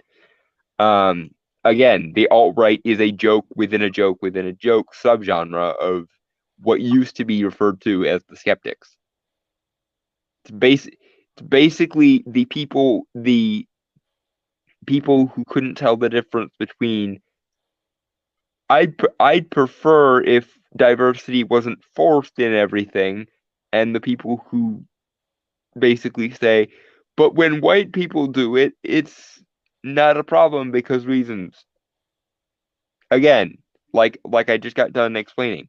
People like um people like Richard Spencer or Jean-Francois Guéry are jokes within jokes within jokes, and they are a tiny, irrelevant fraction of the internet. The only reason the term alt-right is as widely used as it is because you people would rather deal with the likes of Richard Spencer and Jean-Francois Guéry than you would people with actual reasonable criticisms. And you prefer to conflate any opposition to your position at all with those positions, even if they're not correlatable by any reasonable standard. Dumbasses.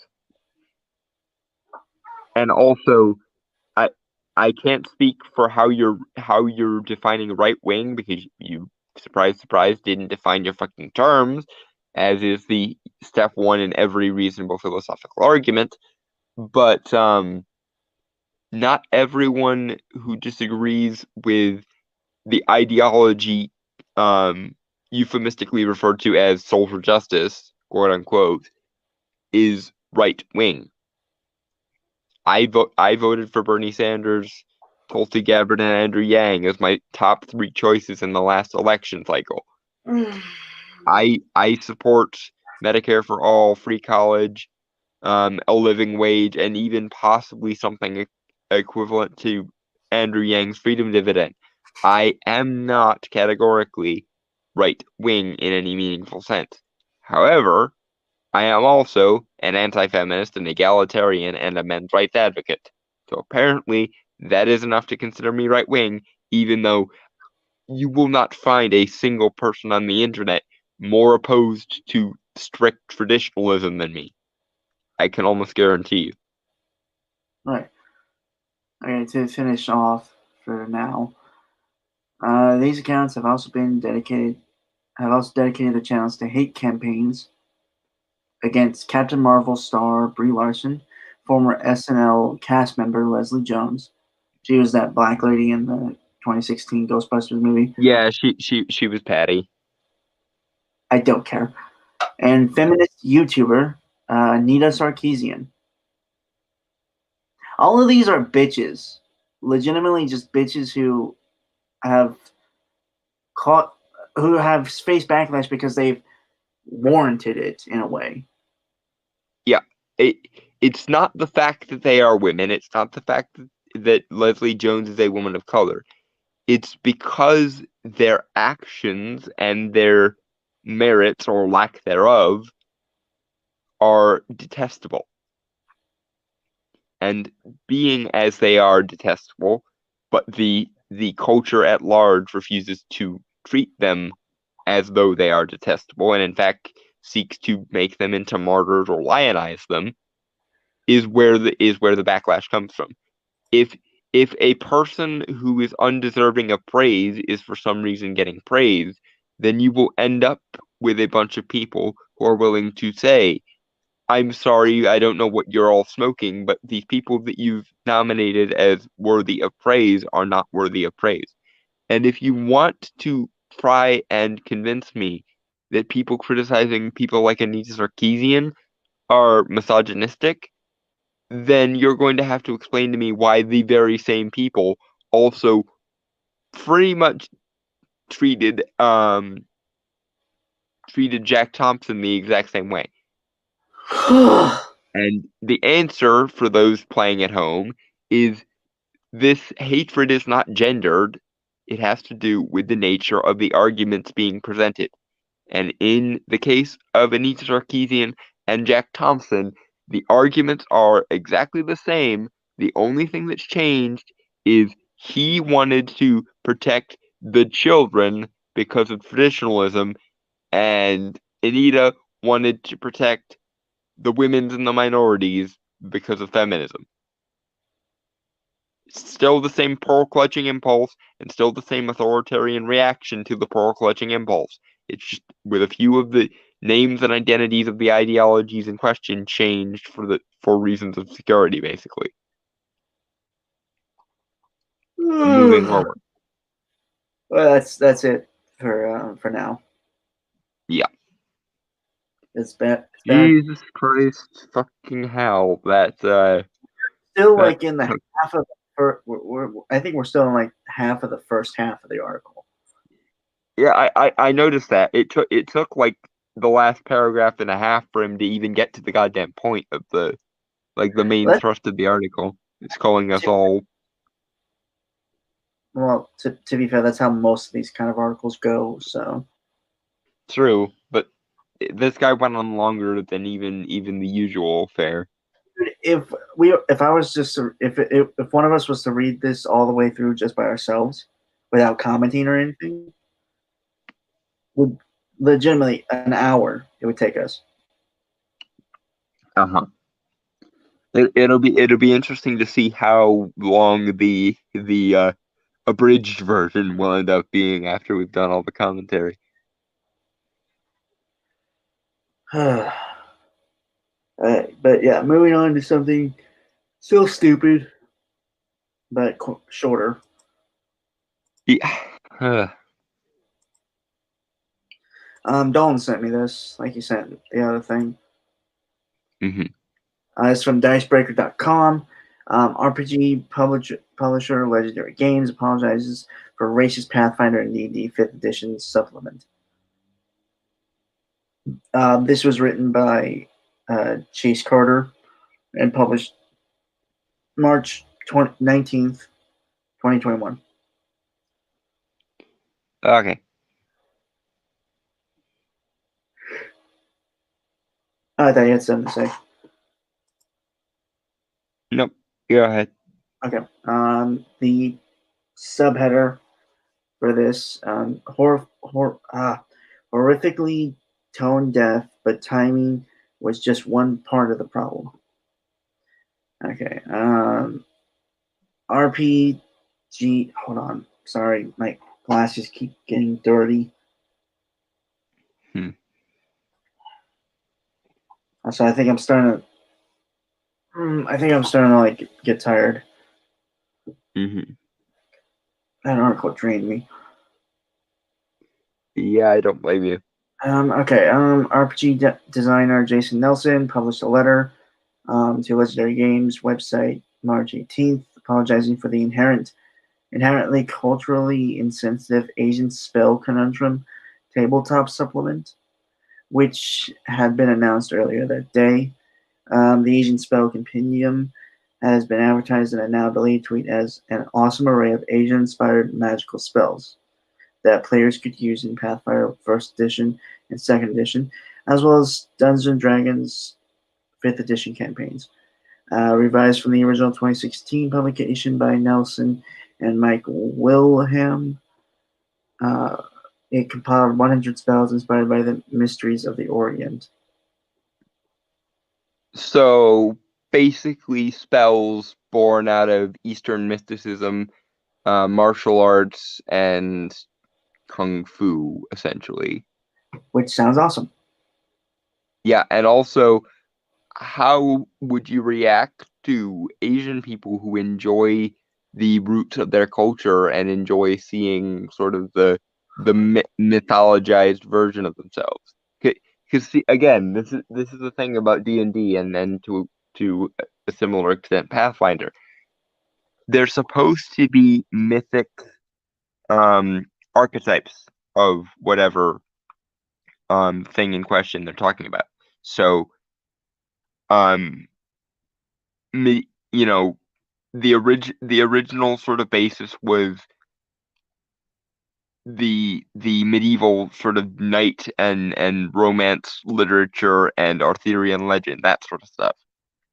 And then obviously a little bit of Tolkien as well, because I mean Tolkien is a massive influence in the fantasy genre. And then eventually that expanded into what in such a world as the pre-established medieval um in in such a world as the pre-established medieval world, what would cultures other than the European cultures look like? Well, since Asia has a long-standing history of Eastern mysticism and Tai Chi, Kung Fu, yoga, Buddhism, that all of those sorts of, Taoism, all of those sorts of things, it would follow that their spells, especially considering that there are magic systems in the East, by the way, given all of that, and given the popularity among Asian cultures of things like kung fu, Hong Kong cinema, and shonen in Japan, it sort of makes sense that their spells would be inspired by that same sort of aesthetic. Okay, moving on. Hmm. A screenshot from indie designer HTT Paladin shows examples such as marvelous chopsticks, Punji Pit, and Rain of Sacred Lotus Petals. I kind of assume this is all like. Brainstormer? Hello? Hello? Brainstormer? Hello?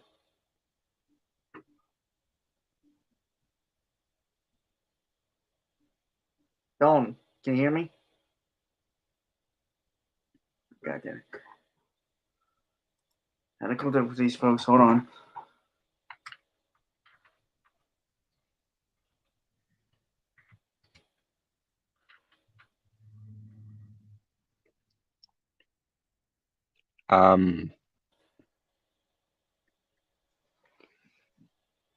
Brainstormer? Don, can you hear me?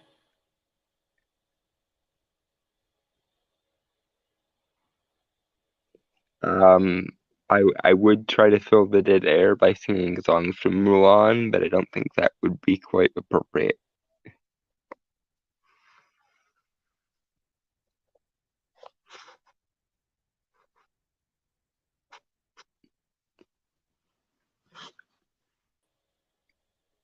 Okay, can you hear me now?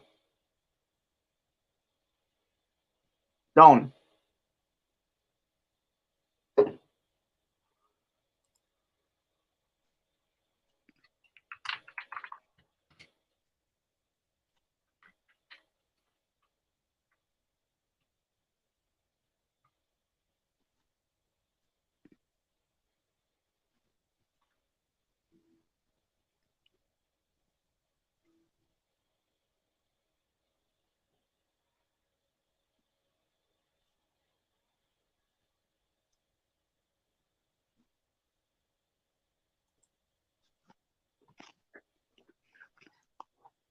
I'm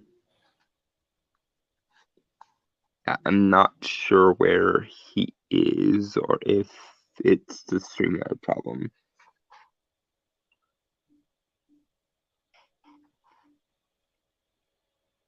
Don.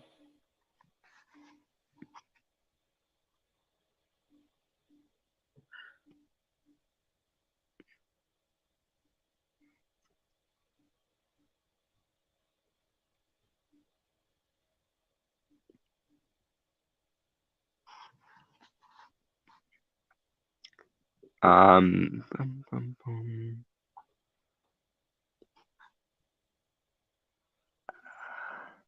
I don't want to disconnect, because if it turns out that it's just he went off to do something, then it would cause even more dead air.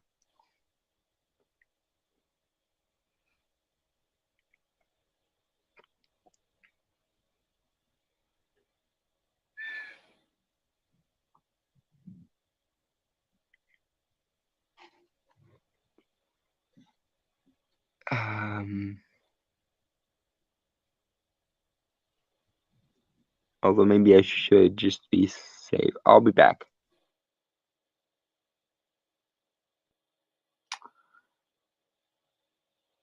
I don't know. What's up, folks?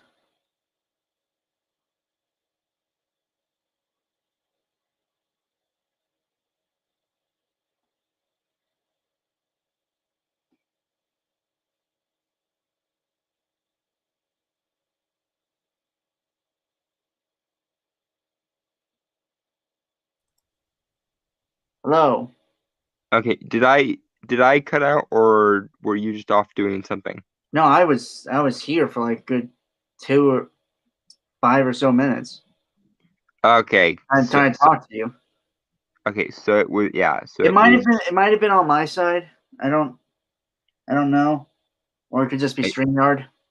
yeah, I don't know, but where did I get cut off then? Oh no, I could hear you just fine. You couldn't hear me.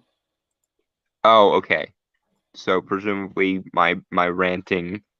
um, my ranting was actually included in the stream, so I don't have to repeat it.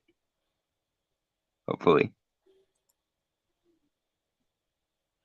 Yeah, I was reading the next thing, and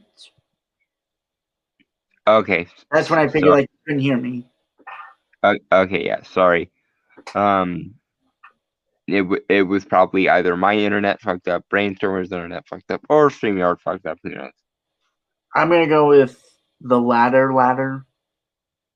Yeah. Okay, a screenshot from indie designer HTP Paladin shows examples such as Marvelous Chopsticks Enchantment, Punji Pit, and Reign of Sacred Lotus Spells. And it just kind of sounds like a wink and a nod kind of spells, you know? Yeah. Again, they're sort of supposed to be satirical in the style of like kung fu movies, Hong Kong movies, or shonen anime. And again, I must ask, what do you say to people who are Asian and enjoy that part of their culture and would actually like to be able to play with it um in D&D terms? Also, if you have a problem with these spells, then I'd like to hear why you don't have a problem with the monk subclass, considering the monk subclass is basically just the warrior monk archetype from kung fu movies, the class. Um, Especially considering that one of the subcategories of monk in D&D is the drunken master, which implies Asians are all drunks who basically win fights because they get lucky. Is any of that worthy of contempt or derision or not?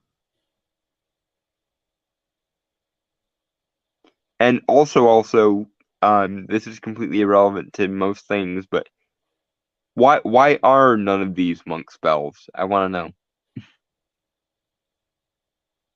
Because that would actually be somewhat thematically appropriate.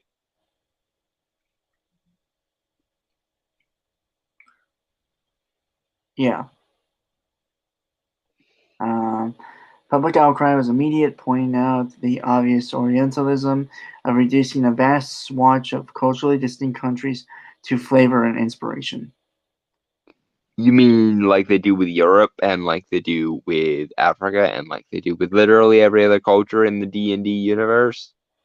You mean like that? Or like how most Because other countries see us as going to be cowboys, if we're drawing real life comparisons. yeah, or yeah, like every other culture sees Americans. Not within the context of RPGs because um, America didn't exist at the point of reference that most of the RPGs are set. But but even then, in the context of Pathfinder, they have the thing called the Weird West. So are we gonna Really? are we going to talk about that at all? Really? Yeah, there's a setting in Pathfinder called the Weird West. It's actually really awesome. It sounds cool, man. Yeah, Anyway, magical gunslingers because enchanted guns, bitches. yeah. Others point out that such a short sighted move hit particularly hard given the recent racism motivated murder of 8 women, 6 of them Asian, in Atlanta, Georgia, by a white man. I don't know enough about this news story to I did make. hear about it. I don't think, if I remember correctly, the guy isn't actually white. Yeah. Also, I doubt that it was racism motivated, because even in the way back times of lynching, most of the racist hate crimes perpetrated were actually perpetrated as an extension of lynching culture rather than just racism. I.e., the thing that was dangerous about black men in the opinions of white men of the deep south was that they would rape young white pure as the driven snow women, quote unquote. Uh-huh.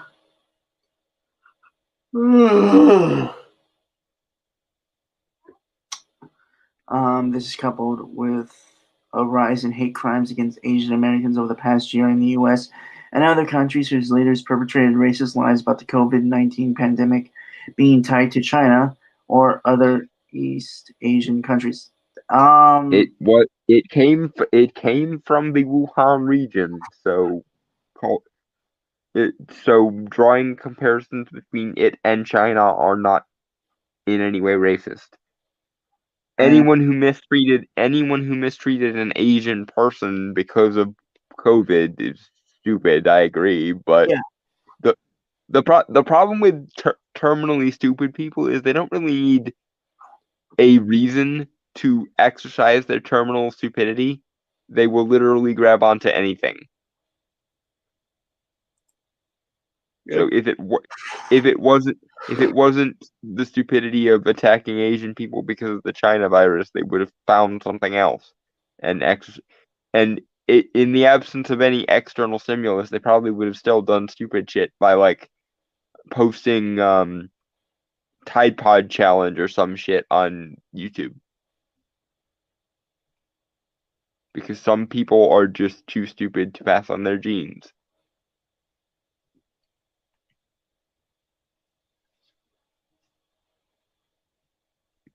Moving forward. Yeah, sorry. Thanks for the great and needed feedback on our recent book announcement and its terrible timing and inherently tone-deaf cultural issues.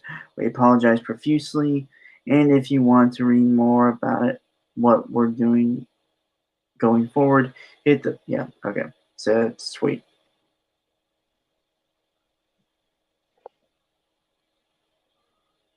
Nelson deleted the tweet the next day, and pulled all other advertising for the Asian spell opinion. Soon after he published the apology and shared it online with a short message. Yeah, just basically what I read there. In the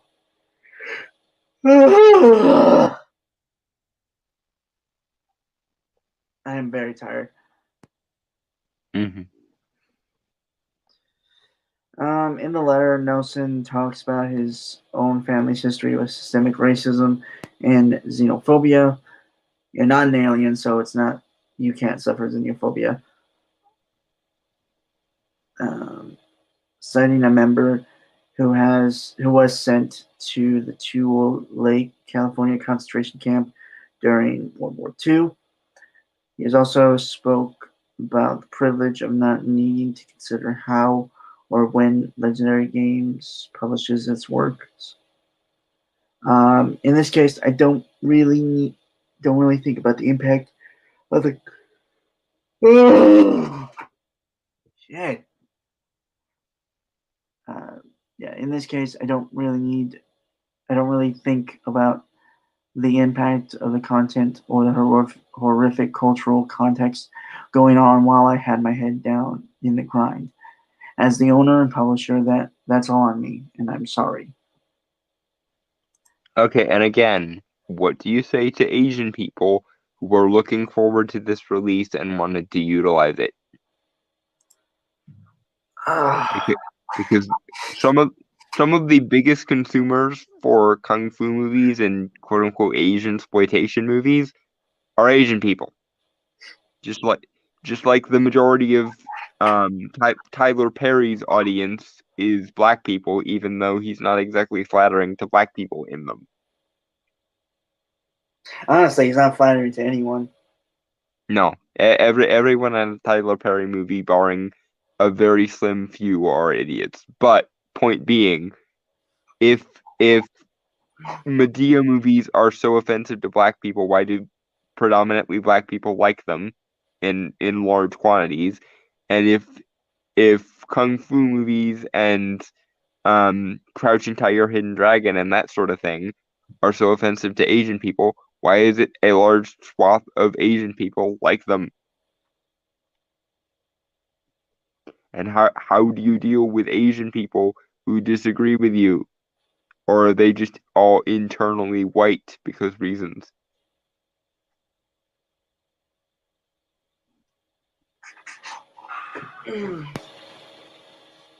Moving forward. He goes on to comment on the tabletop hobby's historical trend of Orientalism and commodification of Asian culture for consumption by a predominantly white player base. The lack of creators with lived experience to guide design perpetrates that history, and Nelson specifically mentioned rethinking the studio's hiring processes. Oh my god. And again, if this compendium of Asian-inspired spells was so problematic for you, then I'm looking forward to Wizards of the Coast eliminating the monk subclass from their entire canon. Oh wait, no, they're not doing that, are they? Fucking interesting. Or hell, if you want to make this less offensive, just make all of the Asian-inspired spells monk spells, considering that monks are kind of a weird hodgepodge mixed caster and militant class anyway. Make monks, if you want to make this work, make monks more OP with it. That would certainly resolve some things.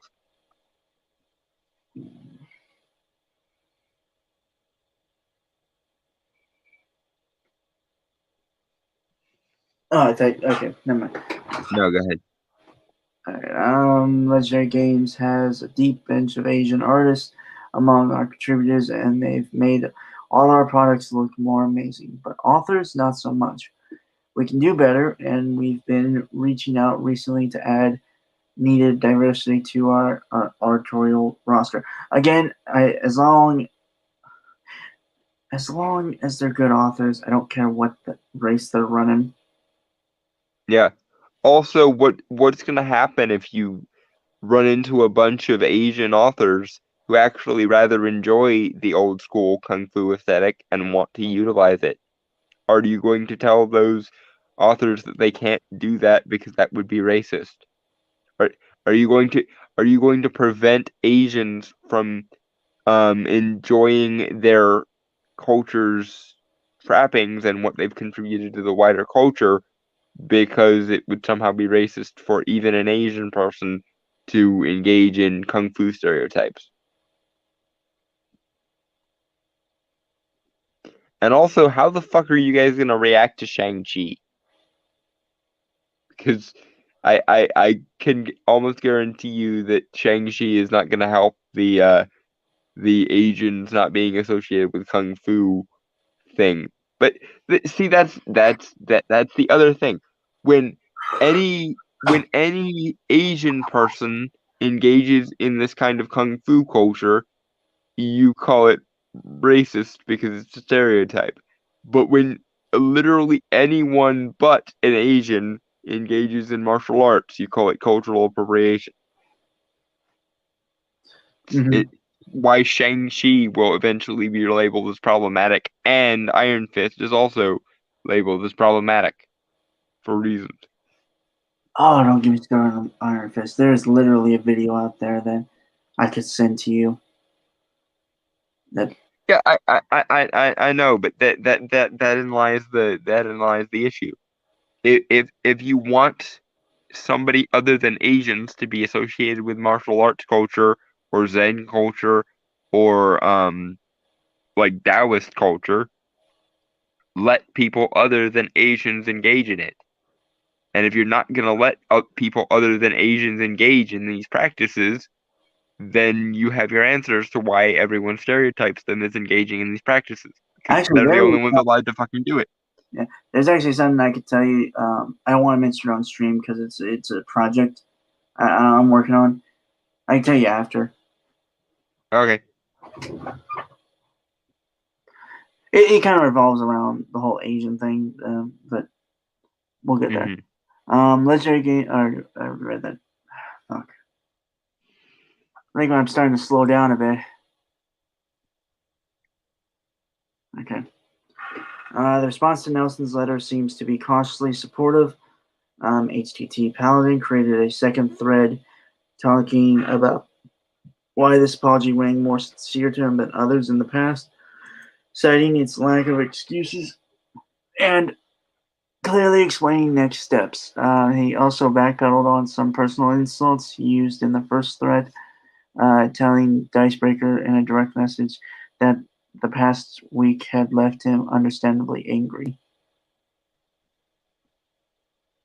I don't know how to. Yeah, I don't know how to gauge that. What are you being angry at, and are you sure your anger is justified, or the two things that Was it popped the into my head? Asian thing or something? Context. We need more context here. Yep. All hail context. Okay. While this tweaked got far outside my normal circle of visibility, Legendary Games J released a public apology. While I'm sure any of us are accustomed to poor non-apologies and deflection tactics, theirs is misspelled there, I think, or forgot apostrophe. Editor, please. No, it's a tweet. It's a tweet. Okay, well, that's more excusable then. Yeah, is one I fully believe in. Okay. HTT Paladin, hashtag BLM, hashtag Stop Asian Hate. Okay, published March 18th, 2021. To be clear, I condemn the product in the form it was in, and I do regret the harsh language I took against them and their character, Paladin said. In addition to pulling the Asian spell compendium, Legendary Games has removed the Far East Adventures line of supplements from its online store until the team can decide how it wants to address its future. It has also delayed a Kickstarter campaign meant to fund work on the upcoming Asian Monsters supplement, which Nelson claims will have substantially more direct involvement by Asian creators than past work. Okay, so to include more Asians into your world, you are now giving them less Asian elements to play with, even though the entire basis for D&D is basically each culture playing with their mythological variations. And also, again, I must point out, the monk class exists, so you may miss me with all of this Asian representation crap until somebody addresses, is the monk class okay to play or is it not? And if you really want to fix this, just make the majority of the spells within the Asian compendium monk spells, considering that monks need need a little bit of a boost anyway, because there really isn't an OP version of a monk. And if you do for some reason have a problem with the monk because its version of spell points in D&D is key points, then why was the concept of the key point included in the monk class, but it's wrong to use Asian inspired spells? That's a good question. That was the end of the article, by the way. Thank fuck. Yeah. I got really nothing to add because I haven't really played D&D or Pathfinder before, so Someday we need to fix that. We I need to know. get you into D&D. I know. Okay, so our last thing, and hopefully it'll give us a pickup. or at least make us not feel like devoid of life.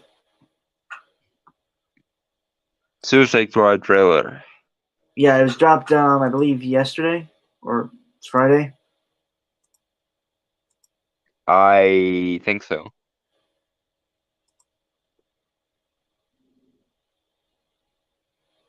Right. This is the Redband trailer. Yeah, so James Gunn's The Suicide Squad official Redband trailer. I'm optimistic,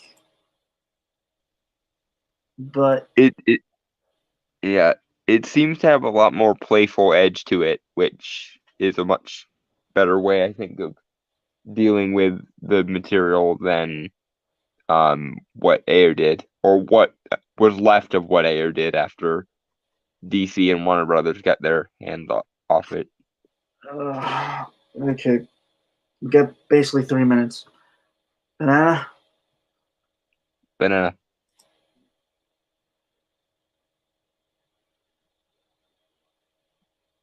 You gotta be kidding me. You're gonna risk the entire mission for a mental defective dressed as a court jester. This coming from a guy that wears a toilet seat on his head. We don't need one of our own behind. Hopefully, if I'm still alive. No funny business, Colonel. These are dangerous people.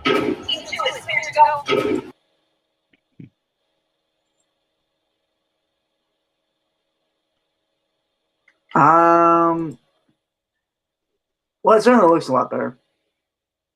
Yep. The colors all pop a little bit easier, and it's less grungy. See, I had no problem with the grunginess with the first movie. It just, again, like, you're right, like, it has that, it has a more playful edge. Yeah. And I wouldn't have had a problem with the grunginess either if it actually factored into anything ever.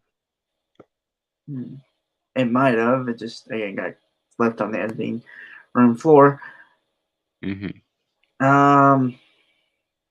But also, like, well, I'll get more. We'll get more into it as we go on.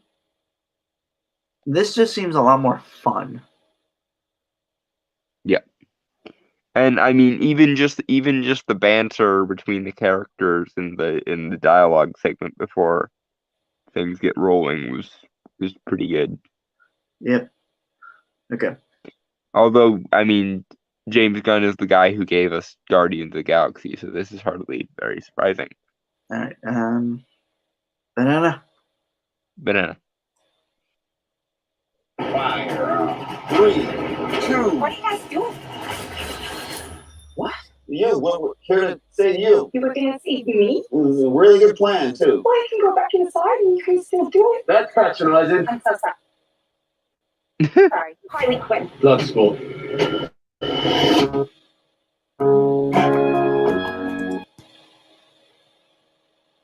Yeah, the banter is just it's gonna be so much better, and because there's actually gonna be banter. Yeah, it's the first time I've liked Harley Quinn in the entire DCEU so far. And like nothing against Margot Basically. Robbie, except she can be kind of a bitch. No, she's doing a good job. She's just never given any material to work with. It's Which sad. can be said with pretty much every actor in these DC movies lately. Yep.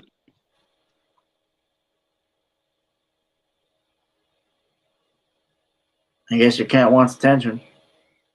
Yeah, again. Banana. Yeah, banana. You know the deal. Successfully complete the mission, you get 10 years off your sentence.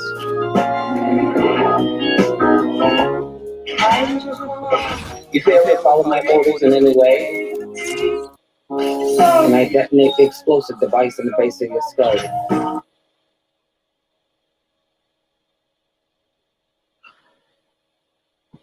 Again, like, I got nothing to say. It looks good. Like, I'm loving the song choice. The song choice is really good. I mean, it's James Gunn. Like, he knows how to do music. this is true, but it's still it's very upbeat and casual and fun. So Hold on. I think I can. Okay. It was at 360. That's why it looked a little weird to me. Mhm. Let me try to see if I can get it. Also, like it's not a James Gunn movie without Michael Rooker, who's playing Savant. Interesting. And again, another thing you gotta appreciate with James Gunn is he will go. Like, I don't know if he's like a big fan of comics or anything, but he's willing to go into like the what's the word? Into the obscure parts of comics. The deep cuts. Yeah. Yeah. And I bet you a good chunk of the squad, because it's so big, they're gonna die. I mean, it's Suicide Squad, so you're gonna have to. Yep. I mean it is sort of in the it is sort of in the name. Yeah. I'm hoping the ones that die are the more normal ones, because I kind of like the idea that I think Polka Dot Man is here, and some of the wackier Silver Age villains are here. I'm calling it now. I'm thinking Captain Boomerang dies. I mean it'd be a bit sad to see him go, considering he's one of the ones that comes back from the first one. It's either him or Harley, and I don't think anyone's getting rid of Harley. Yeah, she's Margot Robbie is playing this role for basically as long as she wants to for the foreseeable future. Right. Okay. Ready? Banana. Banana. Do the job for free. This is the famous Suicide Squad.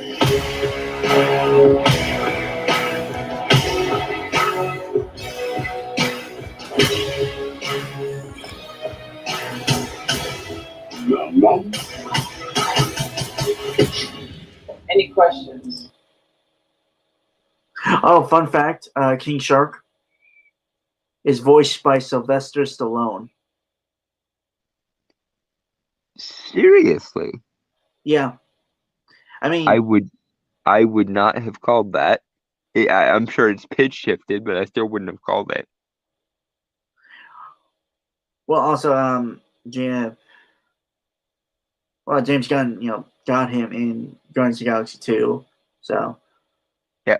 Which, side note, Marvel, now that you and James are on speaking terms again, I want that goddamn Avengers movie. Or movies. yep. Okay. Yep. Banana. Banana. Ah, Yes, that is your hand. Very good.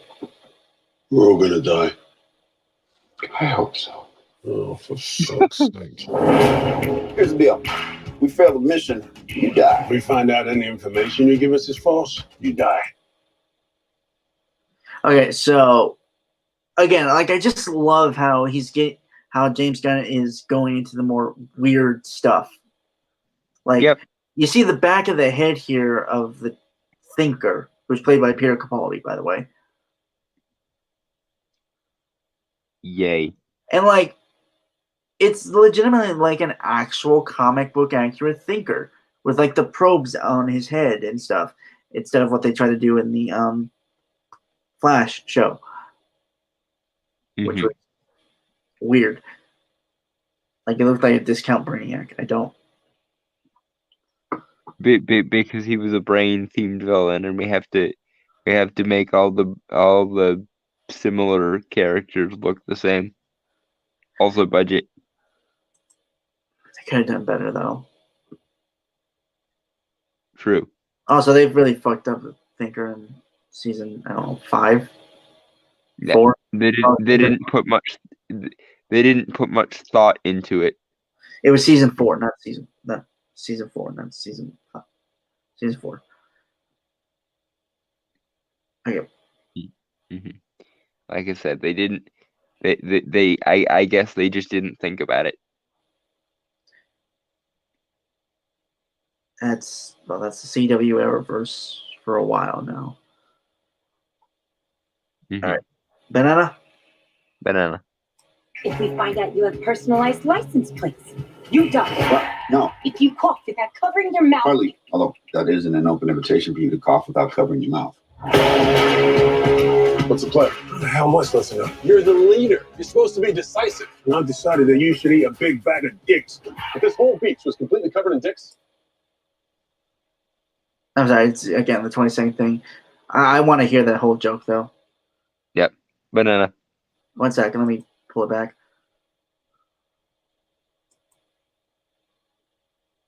Okay. Ready? Yep. Banana. you're supposed to be decisive. And I've decided that you should eat a big bag of dicks. If this whole beach was completely covered in dicks, and somebody said I'd eat every dick until the beach was clean for liberty, I would say no problemo. Why would someone put penises all over the beach? Who knows why madmen do what they do?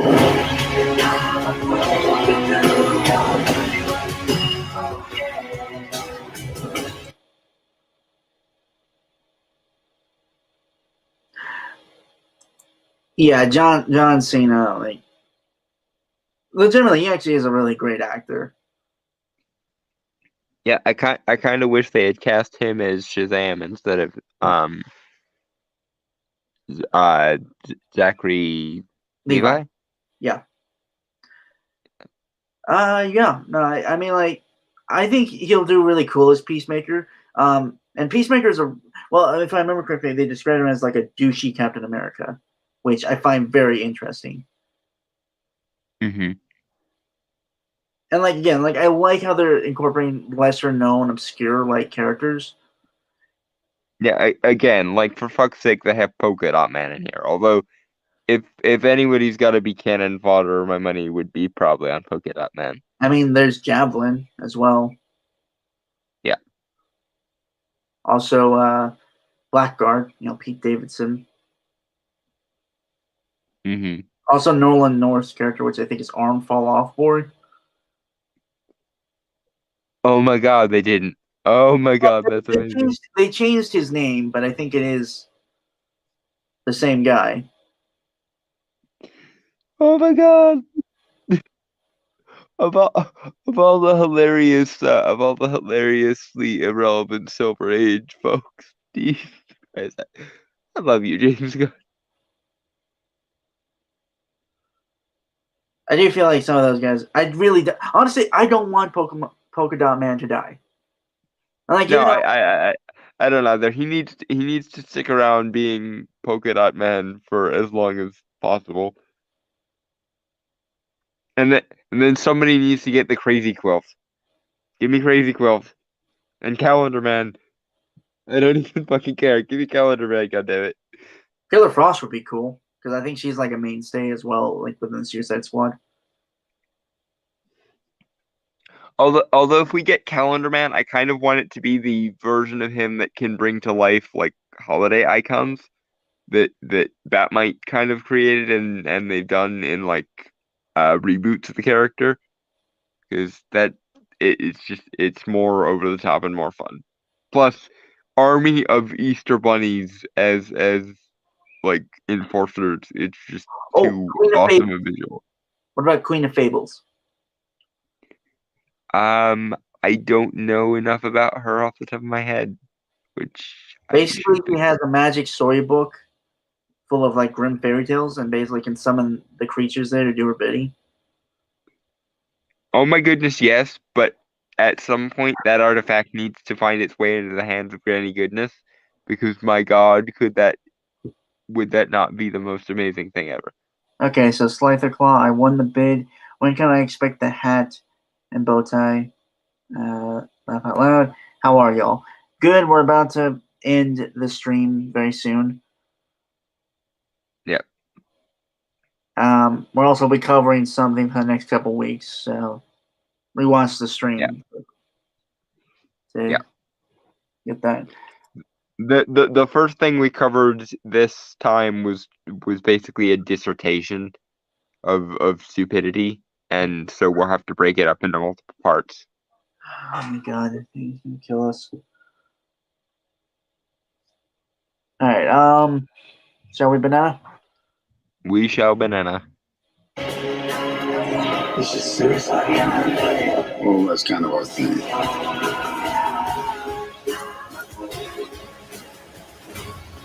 you worried? I want to get you out of here alive. I'm going to get you out of here alone.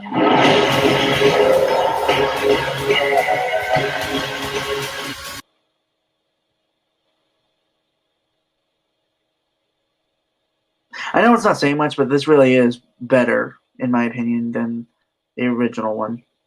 Yeah, one wonders why the fuck wasn't this the original concept? I don't know. Banana? Banana. Oh my god, we've got a freaking kaiju up in this. Oh my god, they have Starro the Conqueror in this. Yeah, the first couple times I watched this, I didn't realize it was Starro, but then when somebody pointed out to me that it was Starro, I was like, Jesus H. Christ, they're going there.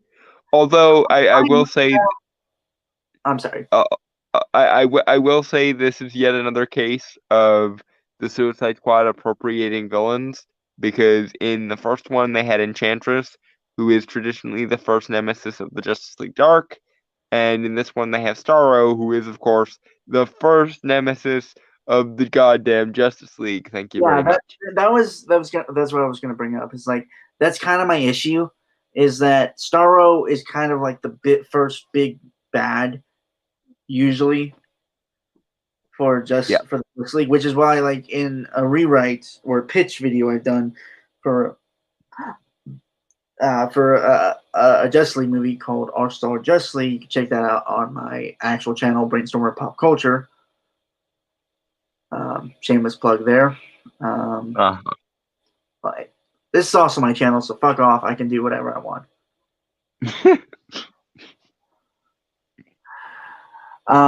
But yeah, I had Starro the Conqueror be one of the major threats in that movie.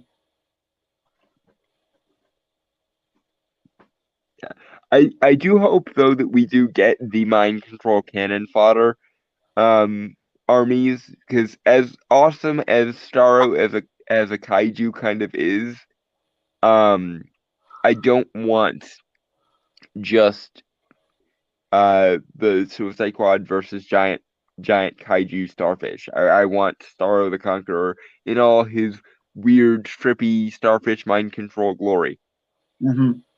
Scythe the Claw, y'all covered. Who would you man as Suicide Squad? Do you mean main? Which I don't really get. I can't really say who. I got nothing. Like, it's very hard to choose. What did he ask? He worded it weird, so I'm not entirely sure. Could you clarify for us? Yeah, and if part of that was a typo, please just type what you actually meant. Yeah. Okay. Shall we banana? We shall banana. I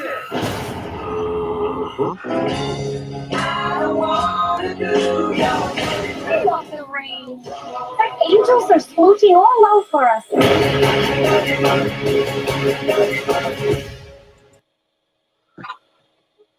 Okay, well. Yeah, that was that looks so fun. Did you cover the one of the people who created the Suicide Squad plays as... Oh, who plays... Okay.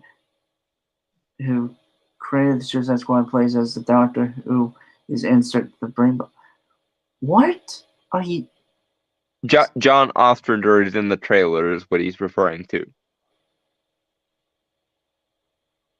He said it very weird. I don't... Yeah, but for the Suicide Squad, The guy who created the original run of Suicide Squad is in the trailer. He has a cameo. Is what I think he's getting. Which characters would you put in as a Suicide Squad? That is a very good question.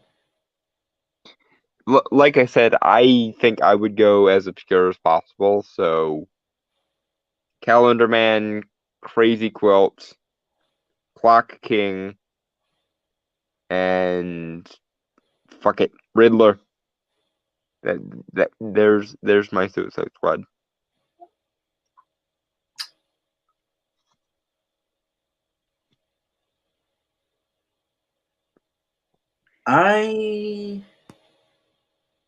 Okay. Actually, look this up. A squad can be up to 2 to 10 people. Mm-hmm. There's the cat. Shush, cat. You're okay.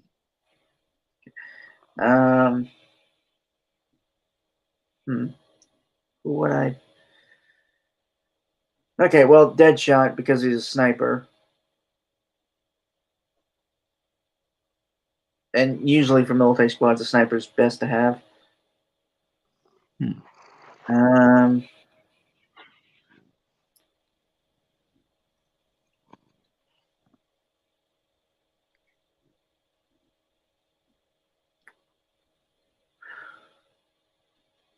Livewire.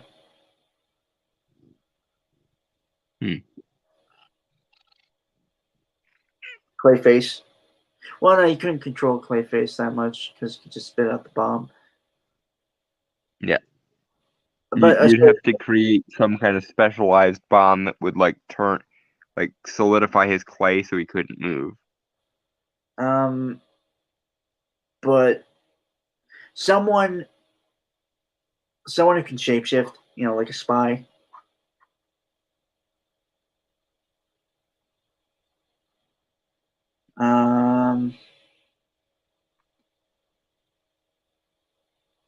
If anyone can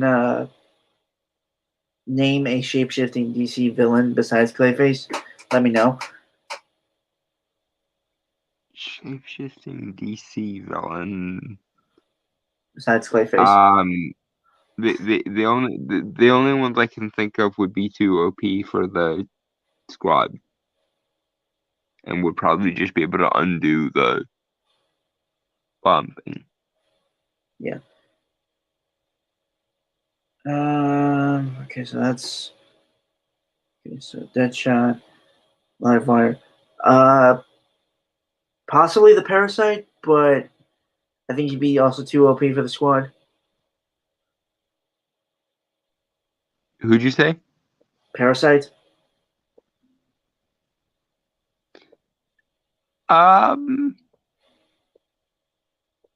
Maybe. Well, I don't think. Yeah, it kind of depends on the version, I think. Classic Parasite. Yeah, he probably would be a little bit OP. Yeah. All right. Like a bruiser. So, there are plenty of those. Again, most probably for a bruiser, either Killer Croc, Bane. Well, no, not Bane because he's too smart. And that also bugs me, like how people often forget that Bane is also like a very intelligent man. Well, to be fair, he put a lot of effort into kind of making people disregard his intelligence. So there's that. It's like fair enough, but it's movies. Because when the person about to pound your face and probably the rest of you into the pavement is at 8 foot roided out super luchador, then you're not really too worried about him besting you in a debate or anything. Right, You're mostly just worrying, not the face. Yeah.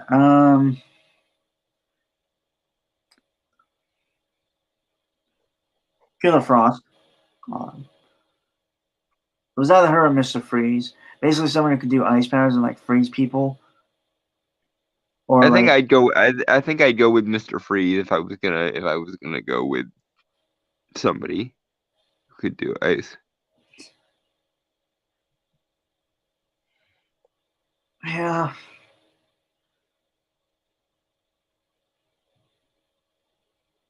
I don't know enough obscure characters, like obscure villains, to really know who would be best suited for a Suicide Squad.